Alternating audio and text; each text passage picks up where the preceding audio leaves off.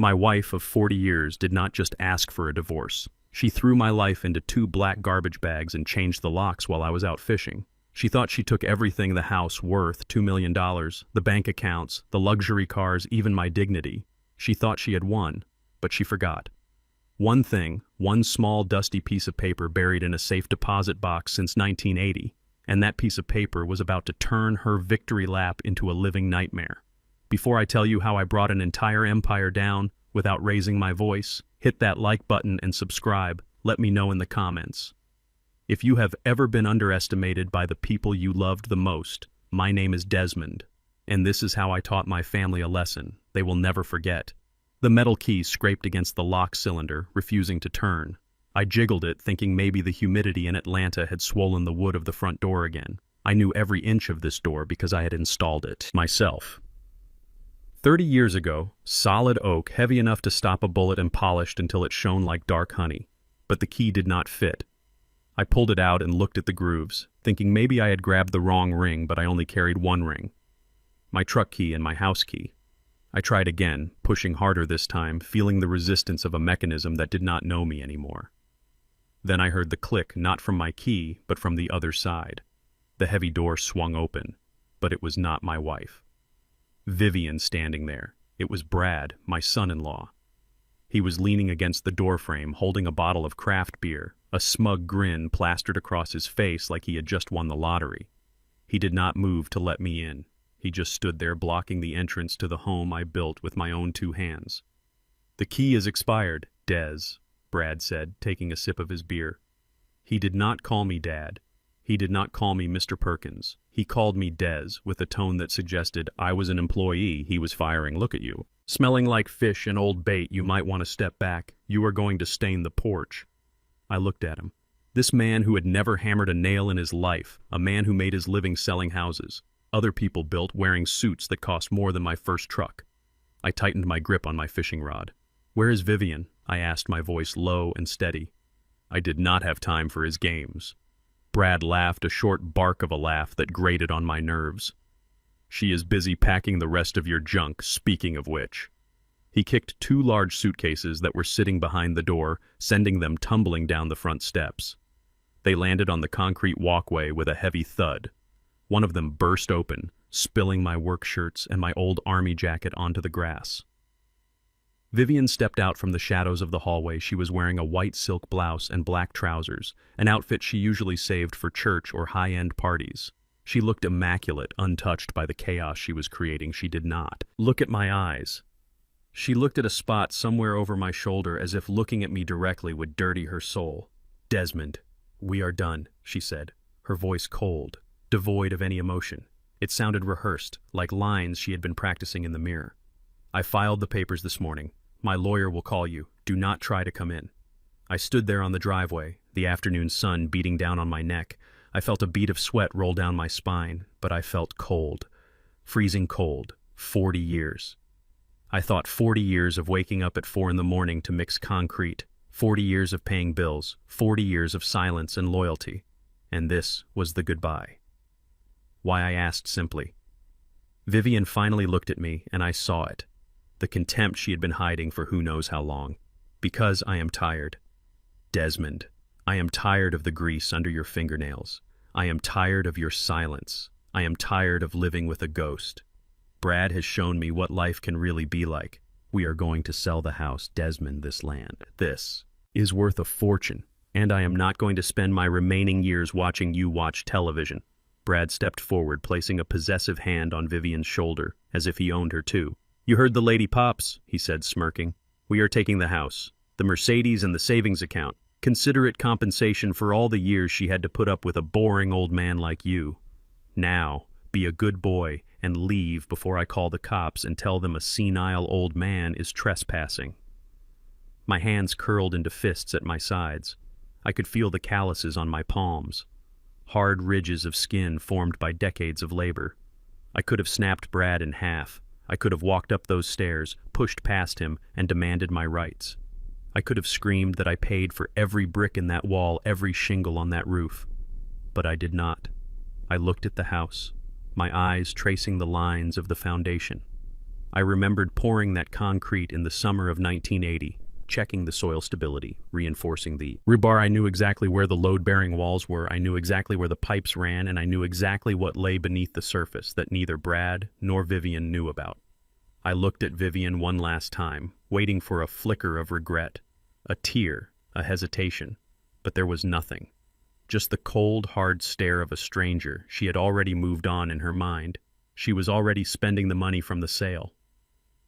"Okay," I said, my voice surprisingly calm even to my own ears. Brad blinked, confused by my lack of fight. "That is it. No begging, no crying."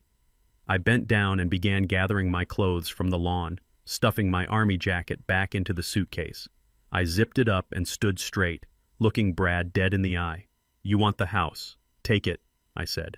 I grabbed the handle of the suitcase and turned to walk toward my rusted Ford pickup truck parked at the curb. The only thing they did not want. The only thing that was truly mine. I opened the truck door and threw the bags in the passenger seat. The metal creaked. A sound of comfort in this madness. Before I climbed in, I turned back, one last time. Brad and Vivian were still standing on the porch, watching me like vultures, waiting for a carcass to stop twitching. "Just one piece of advice," I called out, my voice carrying across the perfect lawn. "Keep an eye on the foundation. Brad, old houses have a way of shifting when the weight changes." Brad laughed, waving me off like a fly. "Get out of here, old man. Go find a nursing home." I climbed into the truck and turned the key. The engine roared to life, coughing a cloud of black smoke that drifted toward the pristine white porch. I put it in gear and drove away slowly. I did not look back in the rearview mirror. I did not cry. I did not slam the steering wheel. I reached into my pocket and pulled out my phone, dialing a number I had not called in years. The line rang twice before a gruff voice answered. "Marcus, it is Desmond." "Desmond?" Marcus sounded surprised. "I thought you were retired." I said, staring. At the road ahead, my eyes dry and focused. "But I think I just got a new job. I need you to meet me at the old diner on 4th Street. Bring your briefcase and bring the file from 1980, the one marked land lease." There was a pause on the other end, then Marcus chuckled, a low, dry sound that sounded like gravel crunching. "She finally did it, didn't she?" "She did," I replied, turning onto the main road, leaving the wealthy, gated community behind. "She kicked me out. Marcus took the house, took the money. And let me guess," Marcus said, knowing me better than my own wife ever did, "you did not fight back." I smiled for the first time that day, a cold, hard smile that did not reach my eyes. Why would I fight for a house? Marcus, when I own the ground it stands on. I am not going to fight them. I am going to let them sink. I hung up the phone and pressed the accelerator. The old truck surged forward, moving away from the past and into a war they did not even know had started. They thought they had evicted an old man, but they had just awakened a sleeping giant. And as I drove toward the setting sun, I knew one thing for certain. This was not the end of my story. This was just the violent beginning of theirs. The neon sign outside my window buzzed with the sound of a dying insect, flashing the words, "Star Motel," in a rhythm that would give a healthy man a migraine. The room smelled of stale cigarette smoke and industrial lemon cleaner, a combination that settled in the back of my throat and refused to leave. I sat on the edge of the mattress, which sagged in the middle like a hammock, and stared at the peeling beige wallpaper. 3 hours ago, I was the owner of a 5-bedroom estate in the finest district of Atlanta. Now, I was a guest in a room that cost $49 a night and came with free cockroaches. I placed my phone on the scarred laminate of the nightstand and took a deep breath. My hands were shaking slightly. Not from fear, but from a rage so cold it felt like ice in my veins. I picked up the phone again and opened my banking app. Face ID recognized me, but the numbers on the screen were strangers. The joint checking account, 0. The savings account, which held the money from the sale of my construction company 5 years ago, 0. Even the emergency fund, strictly for medical issues or disasters, was drained to the last cent. Vivian had not just locked me out, she had wiped me out. She had planned this meticulously while I was sleeping next to her, while I was fixing the leaky faucet in the master bath, while I was buying her favorite flowers every Friday. She was moving money, she was consulting lawyers, she was erasing 40 years of partnership with a few clicks on a screen. I felt a tightness in my chest that had nothing to do with my heart and everything to do with heartbreak. I had trusted her with everything in my world. A man works his whole life to build a fortress to keep his family safe. He never expects the enemy to be the one making the coffee in the kitchen. I dialed. Marcus. Again, he picked up on the first ring, the background noise of a baseball game on TV, filling the silence between us. Des, tell me you are not in that Fleabag motel on the highway, Marcus said, his voice rough like sandpaper. It was the only place with a vacancy and cash payment, I said, rubbing my temples. She froze the cards. Marcus, she took it all, every dime. There was a silence on the line, then the sound of glass shattering. Marcus had probably thrown his drink against the wall. That woman is a viper. Des, I told you in '85, she liked the shine of the diamond more than the man holding it, but you did not listen. Why did you leave? Why didn't you put that little weasel Brad through the drywall? Because that is what they wanted, I said, leaning back against the headboard, listening to the sirens wailing in the distance. Brad had his phone out. Marcus, he was recording. He wanted the angry black man narrative. He wanted me to swing so he could get a restraining order and keep me away from the property, legal and clean. I did not give him the satisfaction. You are too calm, Des, Marcus growled.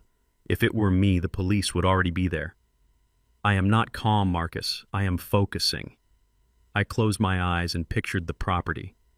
Not the house as it stands now with its granite countertops and smart home systems, but the land as it was in 1980. Remember when I bought that lot? Marcus?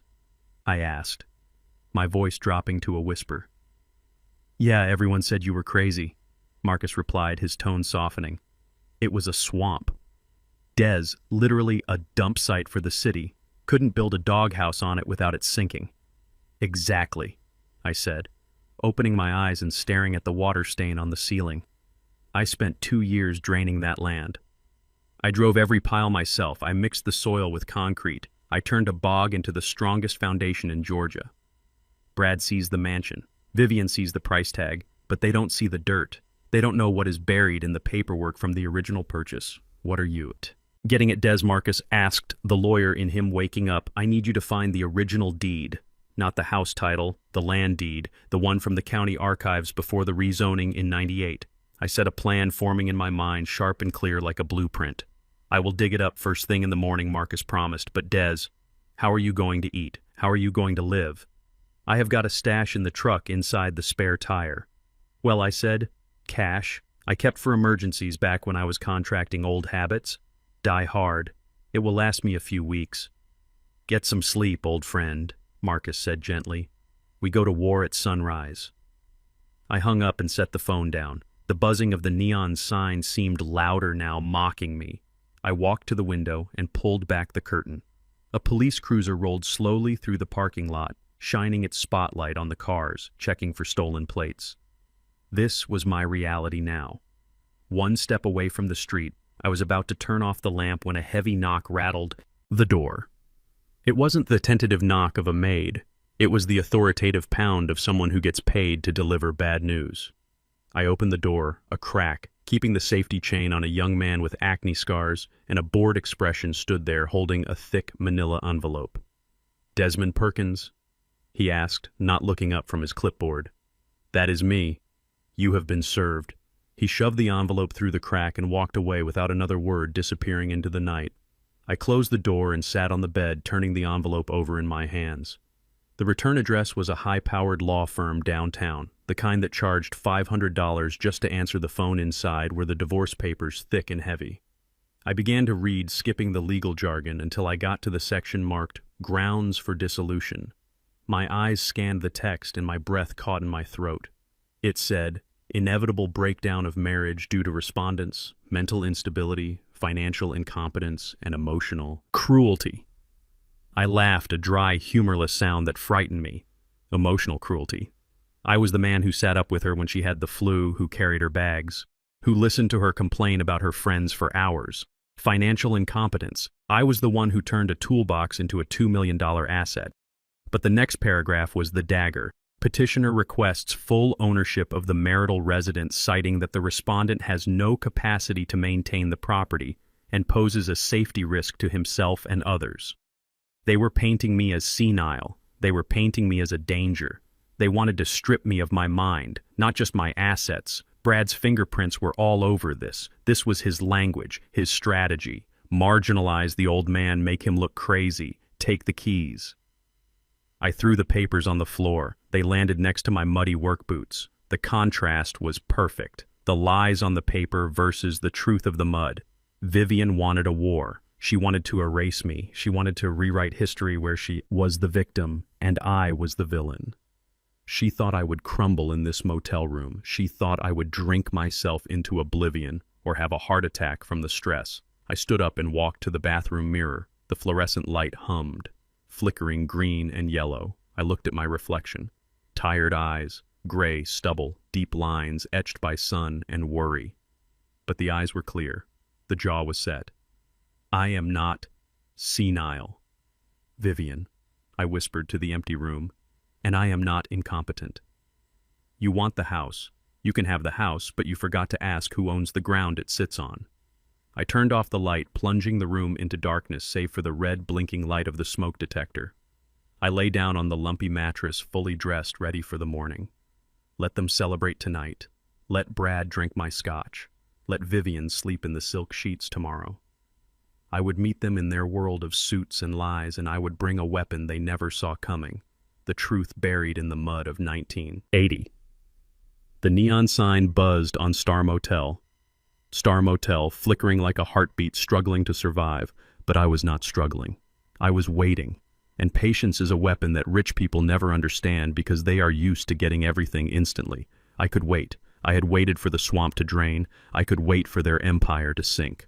The law office of Patterson and Finch was located on the 42nd floor of a glass tower downtown, the kind of place where the carpet is so thick it swallows the sound of your footsteps, and the air conditioning is set to a temperature that chills you to the bone. I sat in a leather chair that cost more than my first car, my hands resting on my knees trying to stop them from shaking, not from fear, but from the sheer effort of holding back the rage inside me. Across the mahogany table sat the tribunal of my executioners. My wife Vivian looked younger than her 70 years thanks to the Botox and the professional makeup, but her eyes were old. They were tired and cold, avoiding mine as she studied the manicured nails of her left hand. Next to her was her lawyer, a shark in a three-piece suit named Mr. Sterling, who smiled with too many teeth. But the person who sucked the oxygen out of the room was Brad, my son-in-law. He was not sitting. He was sprawling, leaning back in the chair with his legs spread wide, taking up space as if he owned the building. He checked his gold watch every 30 seconds, tapping his foot with an impatience that said, my life was wasting his precious time. Let us cut to the chase, Sterling said, smoothing out a document on the table. My client wants an amicable separation. Mr. Perkins, we are prepared to offer you a one-time settlement of $10,000 in exchange for you signing over all rights to the marital home and the joint assets immediately. $10,000. I repeated, my voice flat, just loud enough to be heard across the table. The house is appraised at $2 million. The cars are worth $80,000. The savings you stole were over $200,000. And you offer me $10,000. Brad laughed, a sharp barking sound that made Marcus, my lawyer, stiffen beside me. Marcus opened his mouth to object, but Brad cut him off, raising a hand like he was swatting a fly. Look, Pops, let us be real here, Brad said, leaning forward, his elbows digging into the polished wood. You are 72 years old. You are retired. You do not have an income. You cannot afford the property taxes on that estate, let alone the maintenance. Vivian tells me, the roof needs work and the pool pump is failing. You are drowning, Des. We are throwing you a life raft. He pulled a glossy brochure from his briefcase and slid it across the table toward me. It was an artist, rendering of a modern high-rise building glittering with glass and steel. This is the future, Des. Brad said, his eyes gleaming with greed. I have investors lined up. We are not just selling the house, we are scraping the lot. I am going to build the Vivian estate. Luxury condos, right where your old workshop stands. 20 units, 3,000 square feet each.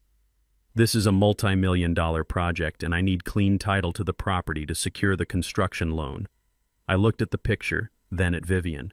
She finally met my gaze, and I saw the justification in her eyes. She did not see a home. She saw a lottery ticket. Desmond. Please, she said, her voice taking on that condescending tone she used when speaking to children or waiters. "Be reasonable. You are old. You do not need that big house anymore. Just you and your memories rattling around in there. It is pathetic, really. Take the money. Get a small apartment. Maybe down in Florida. Let the kids build something. Let them get rich. Why do you have to be so stubborn?" Marcus slammed his hand on the table, making the water pitcher jump. "That is insulting, and you know it." Marcus roared, his face turning red under his gray beard. "Half the marital assets belong to Desmond by law. We will drag this out in court for years before we let you steal his life work." Brad's smile vanished, replaced by a sneer that showed the true ugliness of his soul. "Go ahead, sue us," he hissed. "You have no money for legal fees. Des, your accounts are frozen. Vivian tells me you are staying in a rat-infested motel. How long can you last? A week? A month? I have backing. I have lawyers on retainer. I will bury you in paperwork until you die of old age, and then I will take the house anyway." The room went silent, the threat hanging in the air like toxic smoke. Marcus looked at me, waiting for me to fight, waiting for me to unleash the anger of a man who had been wronged. But I was not looking at Brad. I was looking at the paperwork in front of me, specifically the clause about the transfer of property title. It said clearly, transfer of structure and improvements. It did not mention the land lease. It did not mention the ground underneath. I realized then that Brad's arrogance was his blindfold. He saw the mansion, he saw the profit, but he did not do his due diligence. He did not check the county records from 1980 because he assumed I was just a dumb construction worker who knew nothing about real estate law. I took a deep breath, letting my shoulders slump, letting the years weigh heavily on my posture. I wanted them to see a defeated old man. I wanted them to see a victim. "Give me the pen," I whispered. "Desmond, no," Marcus hissed, grabbing my arm. "Do not do this. We can fight them." "I am tired, Marcus," I said, pulling my arm away gently, looking him in the eye and trying to communicate a silent message. "Trust me. Just trust me." I looked at Vivian, who was trying to hide a smile of triumph. "I will sign," I said, my voice trembling slightly. Perfect acting for a desperate audience. "But I have two conditions." Brad rolled his eyes, leaning back again. "Go on, let us hear it." "First, this divorce happens now, today. I want the decree absolute in 7 days. I want to be severed from this family legally and completely. I do not want any claim on me or my debts after this week done," Brad said, waving a hand. "Easy. What else?" "Second, I want my truck, the 95 Ford F-150, and everything inside it. Tools, personal items. Everything. I want it written in the agreement that the truck is my sole property and no one can touch it." Brad burst out laughing. He actually slapped the table with his palm, slamming his hand down in amusement. "The truck," he wheezed. "You want that piece of junk? My God, Des, I was going to pay someone to haul it to the scrapyard. You are doing me a favor. Take it. Take the rust bucket." Vivian let out a sigh of relief. She reached into her designer bag and pulled out a checkbook. She scribbled a check for $10,000 and slid it across the table along with the pen. "Here, Desmond," she said, her voice soft now, almost pitying. "Take the truck, take the money, and go find somewhere quiet to live. It is for the best. Really." I picked up the heavy metal pen. It felt cool against my skin. I looked at the document, the words blurring slightly. I was signing away the house I built for my family. I was signing away the garden where my daughter played. I was signing away the master bedroom where I held my wife when her mother died. But I was also signing their death warrant. I pressed the pen to the paper and signed my name clearly. Desmond Arthur Perkins. I dated it and pushed the papers back toward Brad. Brad snatched them up like a starving dog grabbing a bone. He scanned the signature, a predatory grin spreading across his face. "Pleasure doing business with you, Des," he said, standing up and buttoning his jacket. "Do not worry about the house keys. We will change the locks again anyway, just to be safe." I stood up, ignoring the hand he half-heartedly offered. I picked up the check and folded it carefully, putting it in my pocket. "You got what you wanted, Brad," I said quietly. "You got the house. You got the structure. Good luck with the project." Brad laughed again, clapping me on the shoulder with a fake familiarity that made my skin crawl. "Luck is for losers. Des, I have vision. Enjoy the motel." He walked out of the room, Vivian trailing behind him like a loyal pet. Neither of them looked back. Neither of them saw the look on my face. Marcus sat in his chair, his head in his hands, looking devastated. "Desmond, You just gave away $2 million for a used truck and pocket change. I cannot believe you did that. I walked over to the window, looking down at the city streets below, watching Brad and Vivian exit the building and get into my Mercedes. They looked so happy, so victorious. I turned to Marcus and smiled, a genuine smile. This time I did not give away $2 million, Marcus, I said. I sold them a box of air. I signed over the structure. Marcus, the house, the walls, the roof. But Des, the house is the asset. No, Marcus, I said, walking to the door. The house is a liability without the land it sits on, and I still own the dirt. Stand up, old friend. We have to go to the courthouse to file that deed before they realize what they just bought. Marcus looked at me, confusion clearing from his eyes, replaced by a dawning realization. He stood up, grabbing his briefcase, a grin starting to form on his face. You old fox, he whispered. You absolutely brilliant old fox. I opened the door and stepped into the hallway, feeling lighter than I had in days. They wanted to play hardball. Well, they just struck out, and they did not even know the game was over. Marcus was screaming so loud inside the cab of my '95 Ford pickup that I thought the passenger window might shatter. He was red in the face, his tie loosened, and he was looking at me like I had just driven us both off a cliff. $2 million, Desmond, he yelled, hitting the dashboard with his fist. $2 million, and you gave it away for a $10,000 check and a rusted truck. Are you out of your mind? Did you have a stroke in that office? Because I can turn this car around and drive you to the emergency room right now. I did not answer him. I just kept my eyes on the road, shifting gears with the ease of muscle memory. The engine hummed a low, steady growl that comforted me. It was the sound of something real, something mechanical, something that obeyed the laws of physics, unlike the world of lawyers and lies we had just left. You are not listening to me, Marcus continued, his voice cracking with frustration. Brad is going to bulldoze your life. He is going to knock down the house you built for Vivian and build condos, and he is going to laugh all the way to the bank while you rot in that motel room. I turned the radio knob, finding a station playing slow Delta blues. The mournful sound of a harmonica filled the cab, cutting through Marcus's panic. I am hungry, Marcus, I said, calm as a mill pond. Let us go. Get some ribs. Marcus stared at me, his mouth hanging open. Ribs, he sputtered. You want ribs? You just lost your entire fortune, and you want barbecue.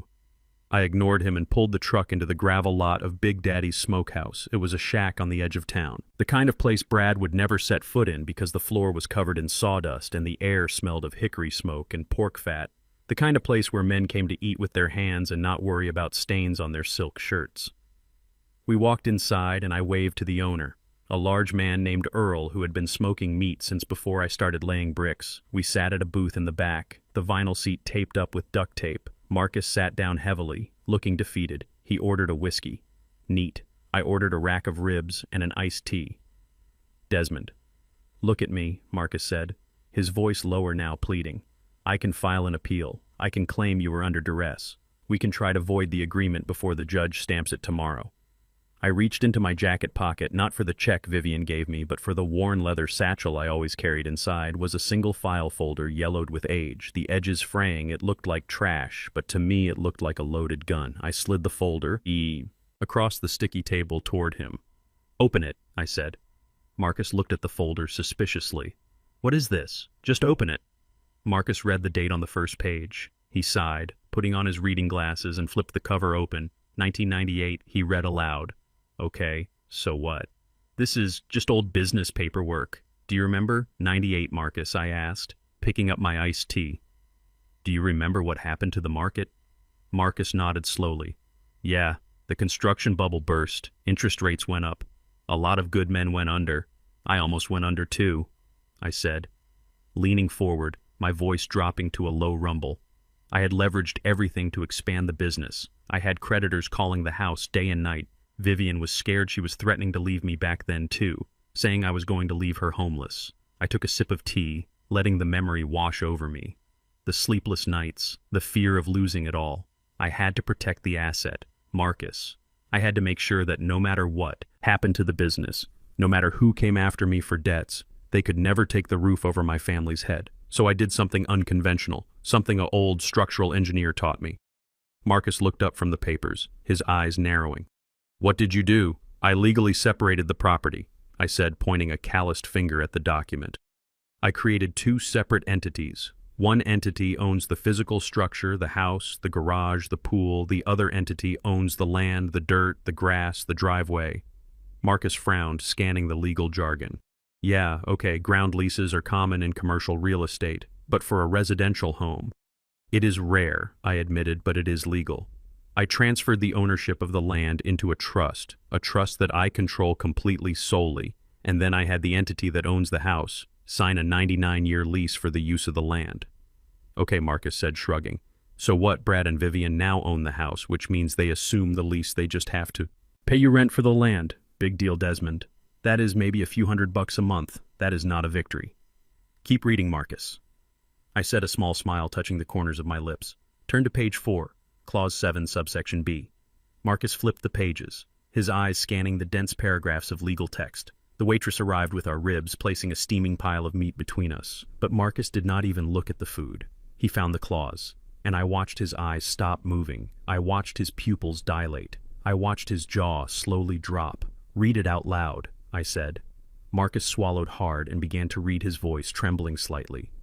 The lease for the ground rights is granted solely to the original structure owner, Desmond and Vivian Perkins, as a married couple, living in the primary residence, in the event that the ownership of the structure changes hands, or in the event that the marriage of the primary leaseholders is dissolved by divorce or death, or in the event that the structure is used for any purpose other than a single-family private residence, this ground lease shall automatically and immediately terminate.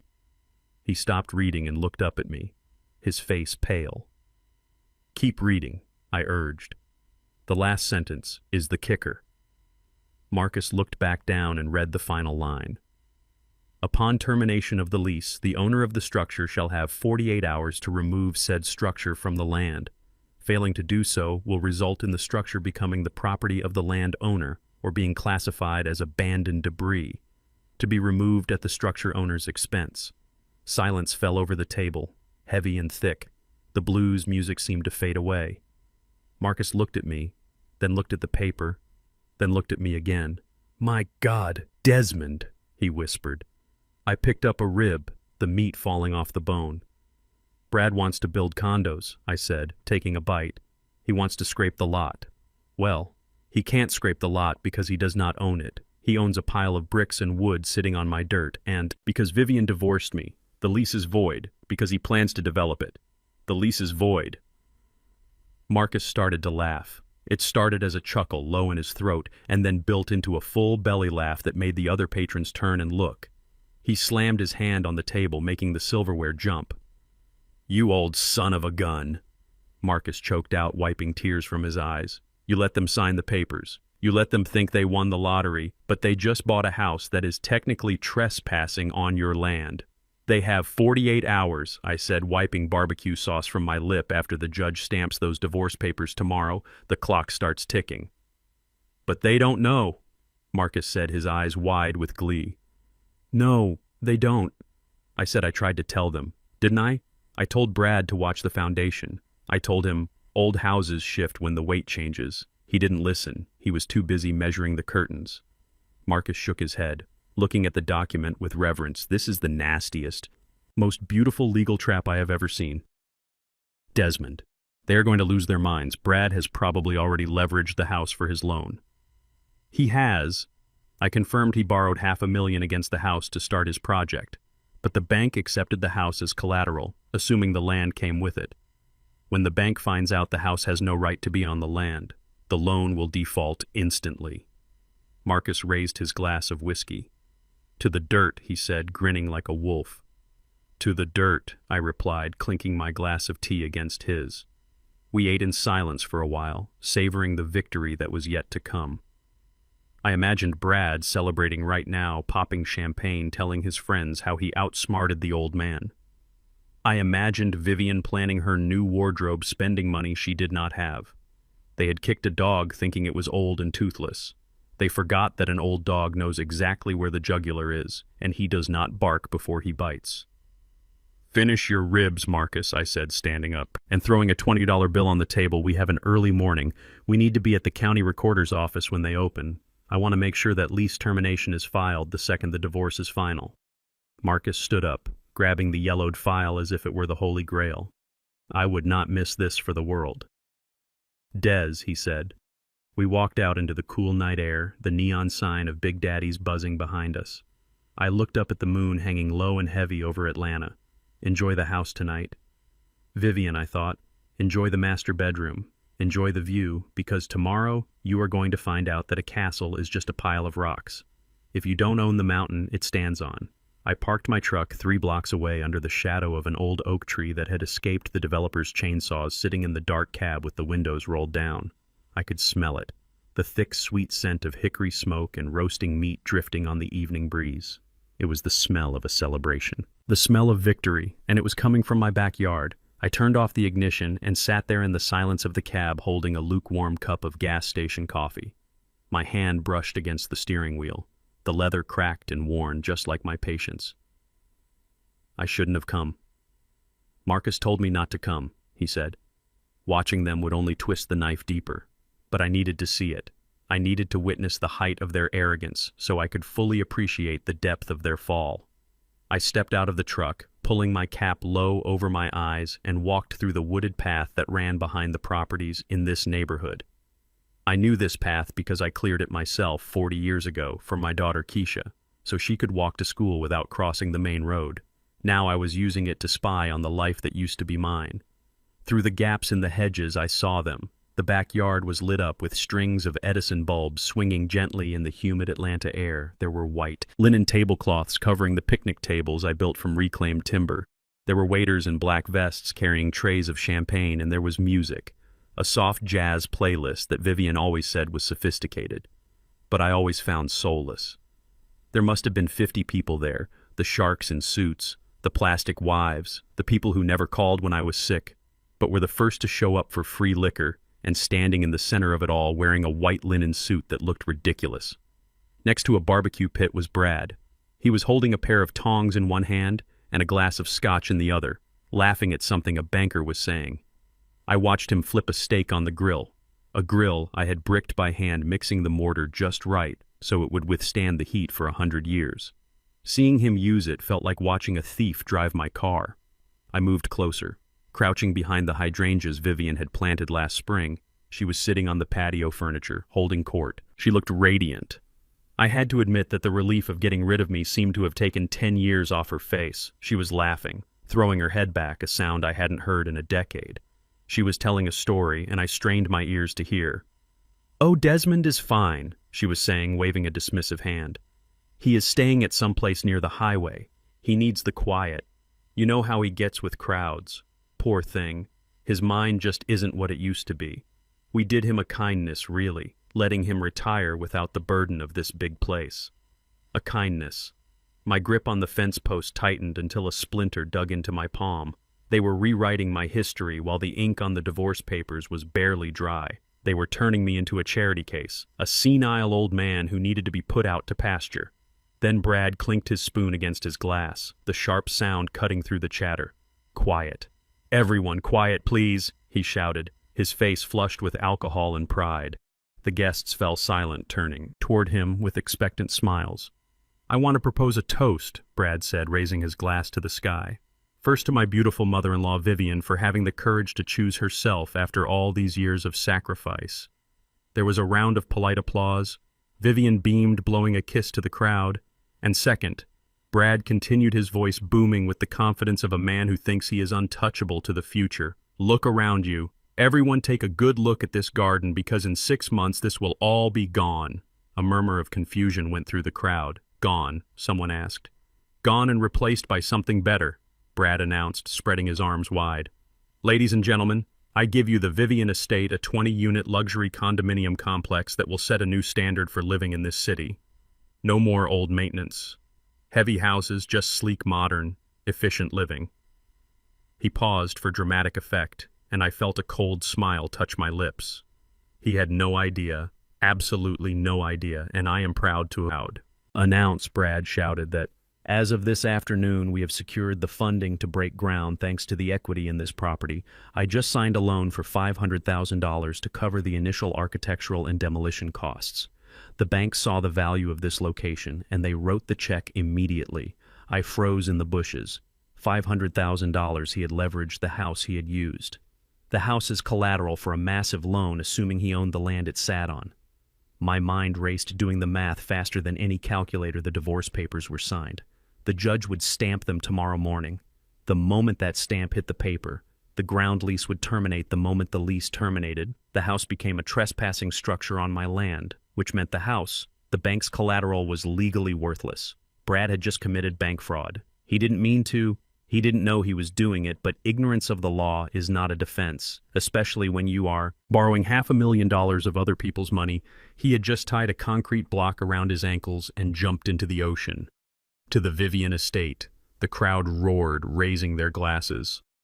To the dirt, I whispered into the darkness. I looked at Keisha, my daughter, standing near the back door. She wasn't drinking, she wasn't smiling, she looked pale, almost sick. She was looking at the house, looking at her husband, and I wondered if deep down she knew, if she sensed the rot beneath the floorboards. I wanted to call out to her, to tell her to run, to get away from him before the walls came down. But I stayed silent. She had made her choice. She had signed the papers too. Suddenly the wind picked up. The leaves of the oak trees turned over, showing their pale undersides. A low rumble of thunder rolled across the sky, shaking the ground beneath my boots. Atlanta storms don't give you a warning. They just hit, drop by drop. At first, then a deluge, a fat drop of rain hit Brad's nose. He looked up annoyed, as if the sky had dared to interrupt his speech. Another drop landed in his scotch, then another. "It is just a sprinkle, folks," Brad yelled. "Don't worry, the party goes on." But the sky opened up. A curtain of water descended, turning the garden into a swamp. In seconds, the ladies screamed, covering their hair with their purses. The men ran for cover, slipping on the wet grass. "Get inside!" Brad shouted, waving his tongs wildly. Everyone into the house. I watched them scramble like ants when the hill is kicked over. They ran for the back door, pushing and shoving, dragging mud onto Vivian's pristine white carpets. The paper lanterns sogged and fell. The white tablecloths were soaked, clinging to the tables like ghosts. Brad was the last one in. He tried to cover the grill, but the fire hissed and died under the downpour. He cursed, kicking the brickwork before running toward the house. He slammed the sliding glass door shut, locking out the storm inside. The lights were warm and golden. I could see them laughing, towel drying their hair, safe inside their fortress. I stood up in the rain, letting the water soak through my shirt, cooling the anger in my skin. I looked at the roof of the house, specifically at the valley where the two main gables met. Brad didn't know about the valley. Flashing, I had installed temporary flashing there 3 years ago, intending to replace it with copper. This summer, it was good for light rain, but a storm like this, a storm with driving wind and heavy downpour, that temporary flashing wasn't going to hold. I watched the window of the master bedroom, Vivian's room. I knew exactly where the water would come in, right above the antique armoire she loved so much, right where she kept her expensive collection of silk scarves. The water was hitting the roof hard now, finding the path of least resistance, seeping under the shingles, finding the gap in the flashing, dripping onto the insulation, soaking through the drywall. It starts as a stain, I thought, a small yellow circle on the ceiling, then the paint bubbles, then the drip, drip, drip. I turned away from the house, the sound of the party replaced by the sound of the rain hitting the leaves. I walked back to my truck, my boots squelching in the mud that I owned. "Enjoy the party, Brad," I said to the wind. "Enjoy the champagne and the loan and the big dreams, because tonight the sky is crying for you, and tomorrow the law is coming for you." I climbed into my truck and started the engine. The wipers slashed back and forth, clearing the view not of the house but of the road ahead. I checked my phone. A text from Marcus read, "Everything is ready for 8 a.m. filing. Get some sleep." I wasn't going to sleep. I was going to listen to the rain. I was going to listen to the sound of my land washing away their footprints. As I drove away, I imagined the first drop of water hitting Vivian's pillow. I imagined the damp spot growing on the ceiling above Brad's head while he slept. They wanted the house. They got the house, but they forgot that a house needs a roof and a roof needs a builder, and the builder just left the building. The morning sun hit the peeling paint of the Star Motel with a harsh brightness that made my eyes ache. I sat on the edge of the bed holding a cup of lukewarm coffee from the lobby, listening to the sound of trucks rumbling down the interstate nearby. It was 10 o'clock in the morning. Normally I would be at the hardware store or working on a project in the garage, but today I was waiting. I was waiting for a very specific sound, and at 10:15 exactly it came.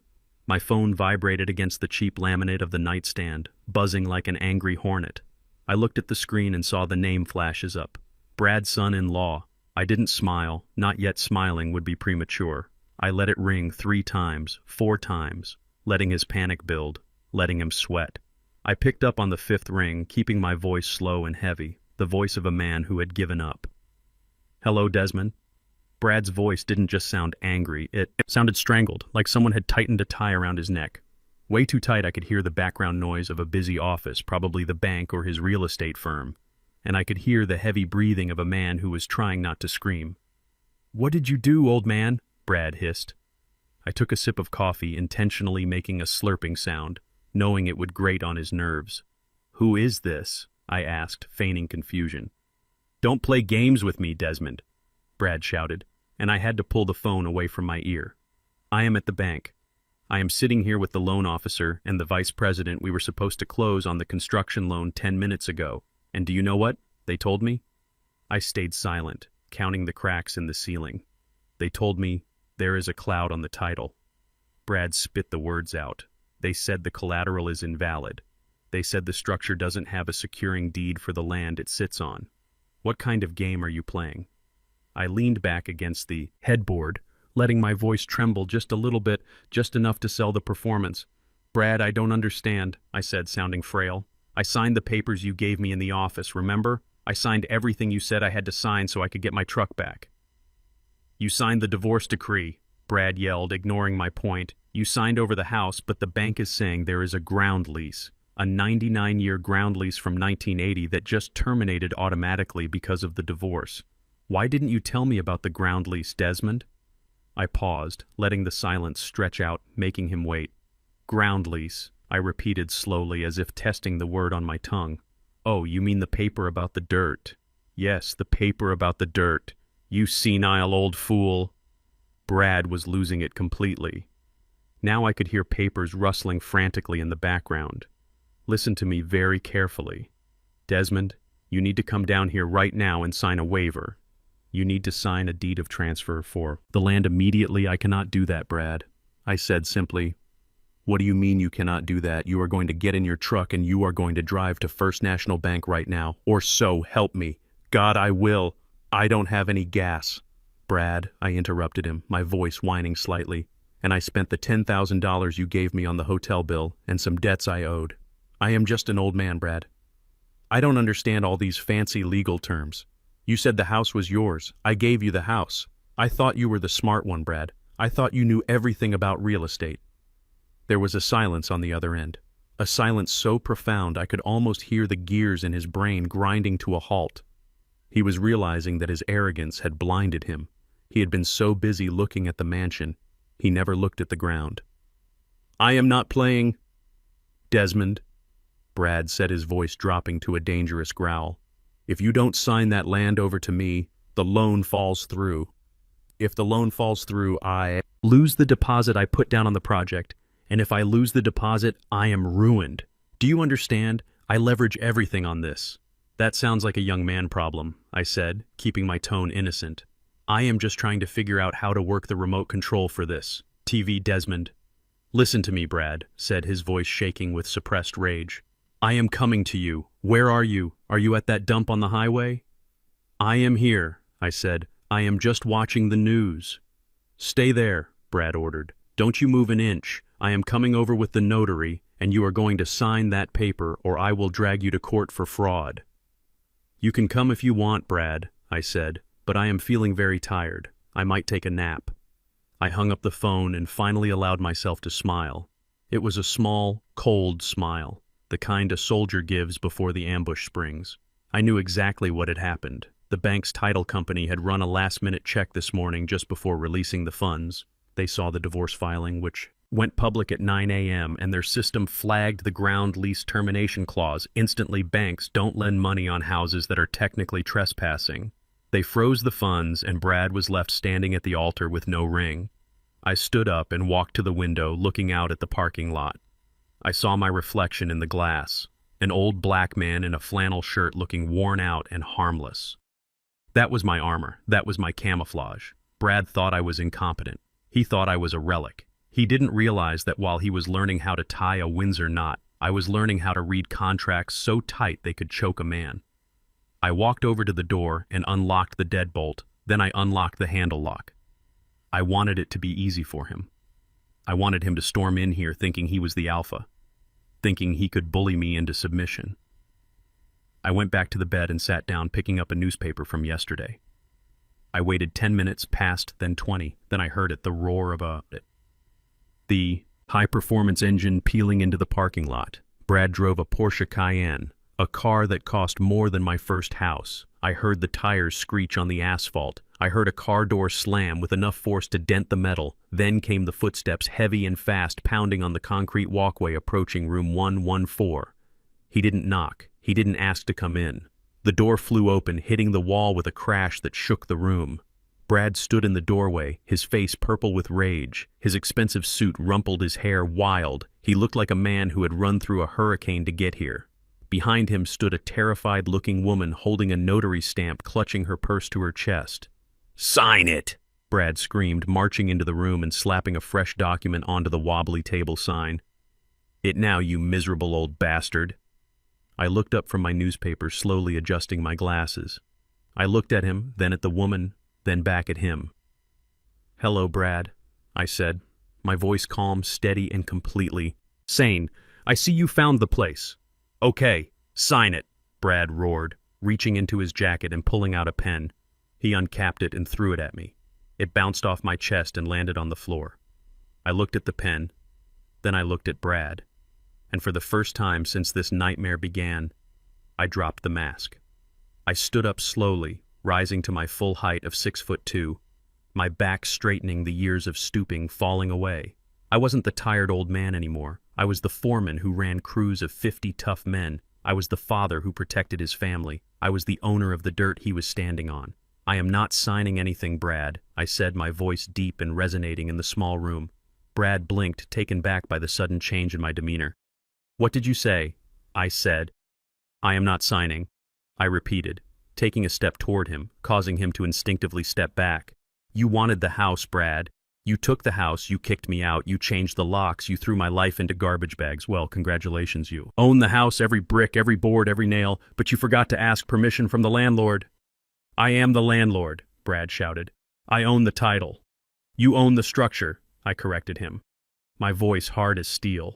"I own the land, and according to the lease which terminated the moment the judge stamped those papers at 9 a.m., you have exactly 46 hours left to remove your structure from my property." Brad's mouth opened and closed like a fish out of water.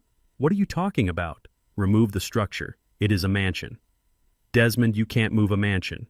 "That sounds like a you problem," I said, crossing my arms over my chest. "If it is not off my land by Sunday noon, I will consider it abandoned property and I will bulldoze it myself." "You are crazy," Brad whispered, the color draining from his face. "You are actually crazy." "No."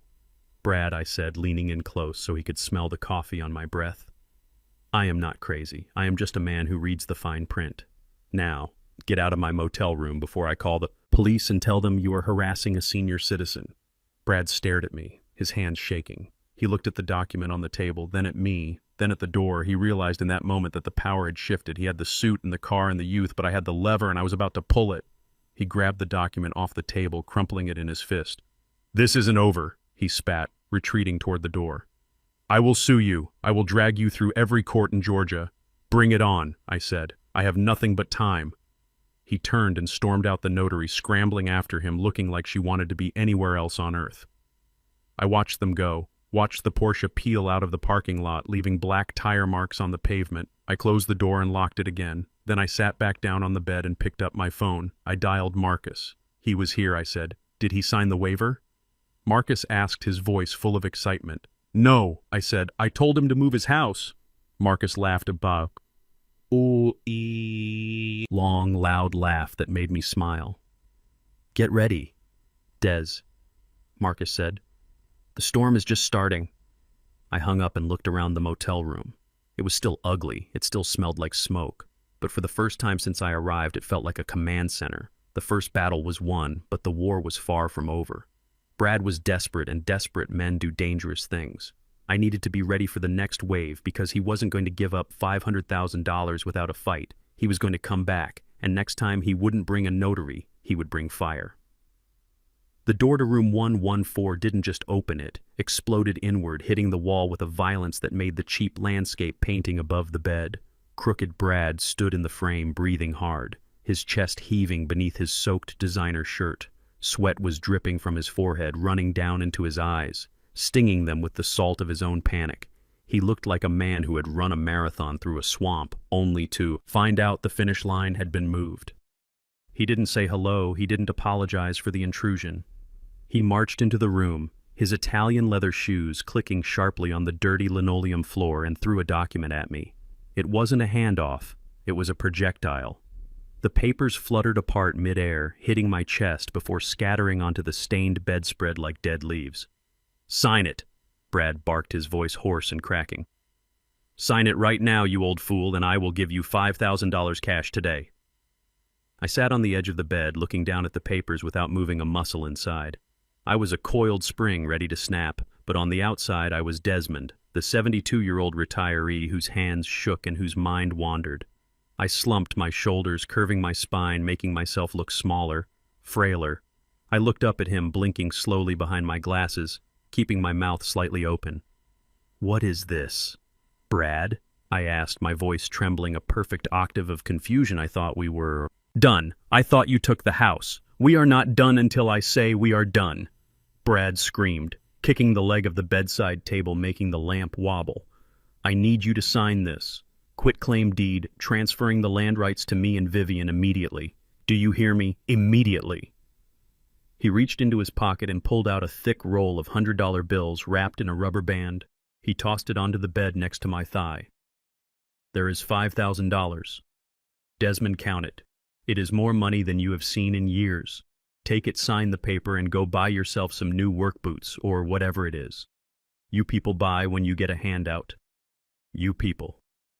The words hung in the air, stagnant and foul. I knew what he meant. He didn't mean construction workers. He didn't mean retirees. He meant exactly what his father had meant 40 years ago when he told me not to walk on his sidewalk. Brad had always hidden his prejudice behind a smile and a handshake, but now, stripped of his power, the ugly truth was leaking out like sewage from a broken pipe. I reached for the papers, my hand shaking violently. I made sure the tremor looked uncontrollable. I fumbled with the pages, mixing them up, acting like the simple act of holding paper was a Herculean task. "I don't have a pen, Brad," I whispered, looking around the room helplessly. Brad let out a groan of frustration, grabbing a gold Mont Blanc pen from his jacket pocket and thrusting it at me. "Here, use this just sign on the dotted line right there next to the X." I took the pen, holding it awkwardly like a child learning to write. I leaned over the nightstand where my cup of coffee was sitting cold and black. I brought the paper close to my face, squinting as if I couldn't read the print. "It is so small, Brad," I mumbled. "I cannot see the letters. Where are my reading glasses?" "Just sign it, damn it," Brad yelled, stepping closer, looming over me, his shadow falling across the bed. "You don't need to read it. Just put your name down." I reached for my coffee cup with my left hand, while holding the pen in my right, and then I let it happen. I let my hand spasm just enough, just at the right angle. The cup tipped over the dark liquid, splashing across the nightstand, soaking into the crisp white paper of the deed, dripping onto the floor and splashing onto the polished toe of Brad's $3,000 shoe.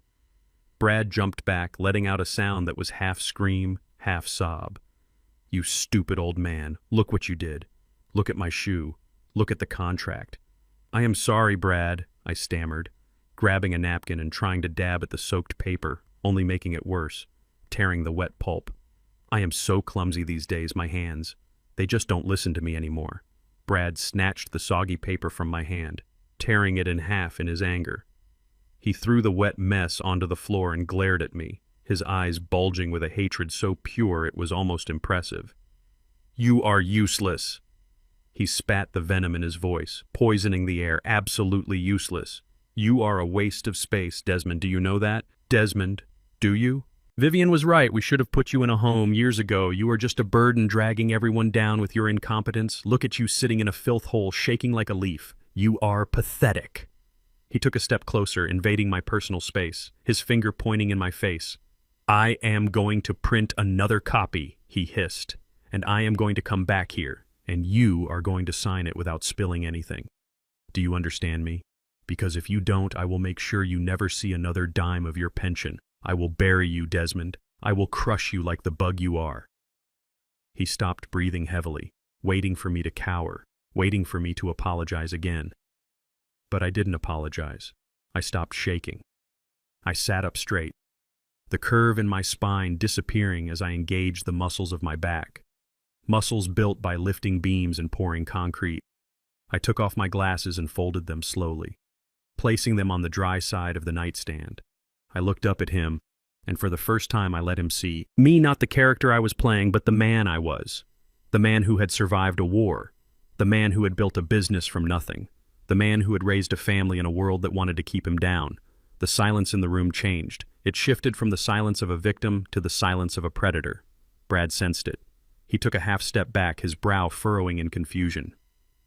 "What?" he asked, his voice losing some of its steam.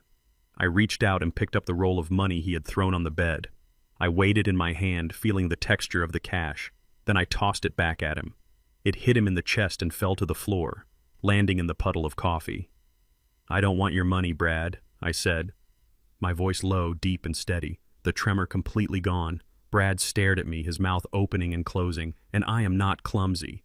I continued standing up slowly. I towered over him. Now he was a tall man, but in that moment I was a mountain. I spilled that coffee because I wanted to. I spilled it because that paper is trash and trash belongs on the floor. "Desmond, what are you doing?" Brad whispered, fear creeping into his eyes. "I am doing what I should have done the day you walked into my house with your arrogance and your fake smile," I said, stepping closer, forcing him to retreat toward the door. "You called me useless, Brad. You called me a burden. You think because I am 72 and black and wear work boots that I am stupid. You think because you wear a suit and talk fast that you are smart. Well, let me teach you a lesson about real estate, son." I pointed a finger at his chest hard enough to bruise. "You bought a house, Brad, but you didn't buy the foundation. You tried to steal my legacy, and now you are standing on quicksand." "I am not signing that paper," I said, my voice rising, filling the small room, pushing against the walls. "Not for $5,000, not for $5 million, because I am not selling. You have 46 hours left, Brad." Tick-tock. Brad looked at me, looked at the coffee, stained money on the floor, looked at the ruined contract. He realized then that the old man he had come to bully didn't exist. Standing in front of him was the general of an army he hadn't prepared to fight. He turned and fled. He didn't march out. This time, he scrambled, fumbling with the doorknob, tearing the door open and running into the parking lot like the devil himself was snapping at his heels. I walked to the door and watched him go, watched him jump into his Porsche and speed away, almost hitting a dumpster on his way out. I closed the door gently and locked it. I walked back to the nightstand, picked up the napkin, and wiped the coffee ring from the wood. I wasn't shaking anymore. My hands were steady as rocks. I picked up my phone and saw a text from Keisha asking if I was okay. I didn't reply. Not yet. She had chosen her side. I went to the bathroom and splashed cold water on my face, washing away the act, washing away the frailty. I looked in the mirror and saw the eyes of a man who was just getting started. "Come back with all the paper you want, Brad," I whispered to my reflection. "Bring the lawyers, bring the police, bring the whole damn world. I am Desmond Perkins, and I am not moving." 30 days is a long time when you are waiting for a wound to heal, but it passes in the blink of an eye when you are sitting on a throne built of lies waiting for the executioner to pull the lever. The law in Georgia is very specific about final decrees. There is a grace period, a window of time where appeals can be filed, where cooler heads can prevail, where mistakes can be corrected. I gave them that time. I sat in my motel room counting the days on the calendar one by one, waiting for the sun to set on the 30th day. I did not call them. I did not answer the frantic texts from Keisha. I did not respond to the threatening voicemails from Brad's lawyer. I just waited, because silence is the loudest noise you can make when your enemy is listening for a footstep. On the morning of the 31st of the Chow day, I woke up before the alarm. The sky was a bruised purple turning into a steel-gray dawn. I shaved carefully, put on my best work shirt, the one with the reinforced elbows, and laced up my boots. Tight today was not a day for suits. Today was a day for hard hats and heavy machinery. I drove to the equipment rental yard where my old friend Sal was waiting for me. Sal and I had moved Earth together since the 80s. He didn't ask questions when I told him what I needed. He just chewed on his cigar and pointed to the flatbed truck idling in the yard. Sitting on the back of that truck was a Komatsu bulldozer, a beautiful, terrifying beast of yellow steel weighing 40,000 pounds with a blade that could push a mountain aside. I climbed into the cab of the flatbed leading the way in my Ford pickup. We drove through the sleeping city, heading north toward the gated community where my ex-wife and her parasite of a son-in-law were sleeping in my bed. The security guard at the gate tried to stop us. He stepped out of his booth, holding up a hand, his eyes widening as he saw the bulldozer. I rolled down my window, holding out the deed to the land, the paper that proved I owned the dirt, under his booth and the road he was standing on. "Open the gate, son," I said, my voice low and rumbling like the diesel engine behind me. "I am doing landscaping work on my property." He looked at the deed. He looked at the bulldozer, and he looked at me. He was a smart kid. He pressed the button, and the iron gate swung open, admitting the Trojan horse into the fortress. We drove slowly down the tree-lined street, the rumble of the heavy truck shaking the windows of the colonial mansions. Neighbors peeked out from behind their silk curtains, wondering what kind of construction crew started work at 7 on a Saturday morning. I didn't care about the neighbors anymore. I didn't care about the homeowners association rules. I was the lord of the manor, returning to claim his kingdom. I pulled up to the curb in front of the house, my house. It looked peaceful. The sprinklers were hissing rhythmically, watering the grass. I paid for the birds were singing in the oak trees I planted. But the peace was a lie. Inside that house were two people who had stripped me of everything except the one thing that mattered. I signaled Sal to unload the dozer. The sound of the hydraulic ramp lowering was like a drawbridge coming down.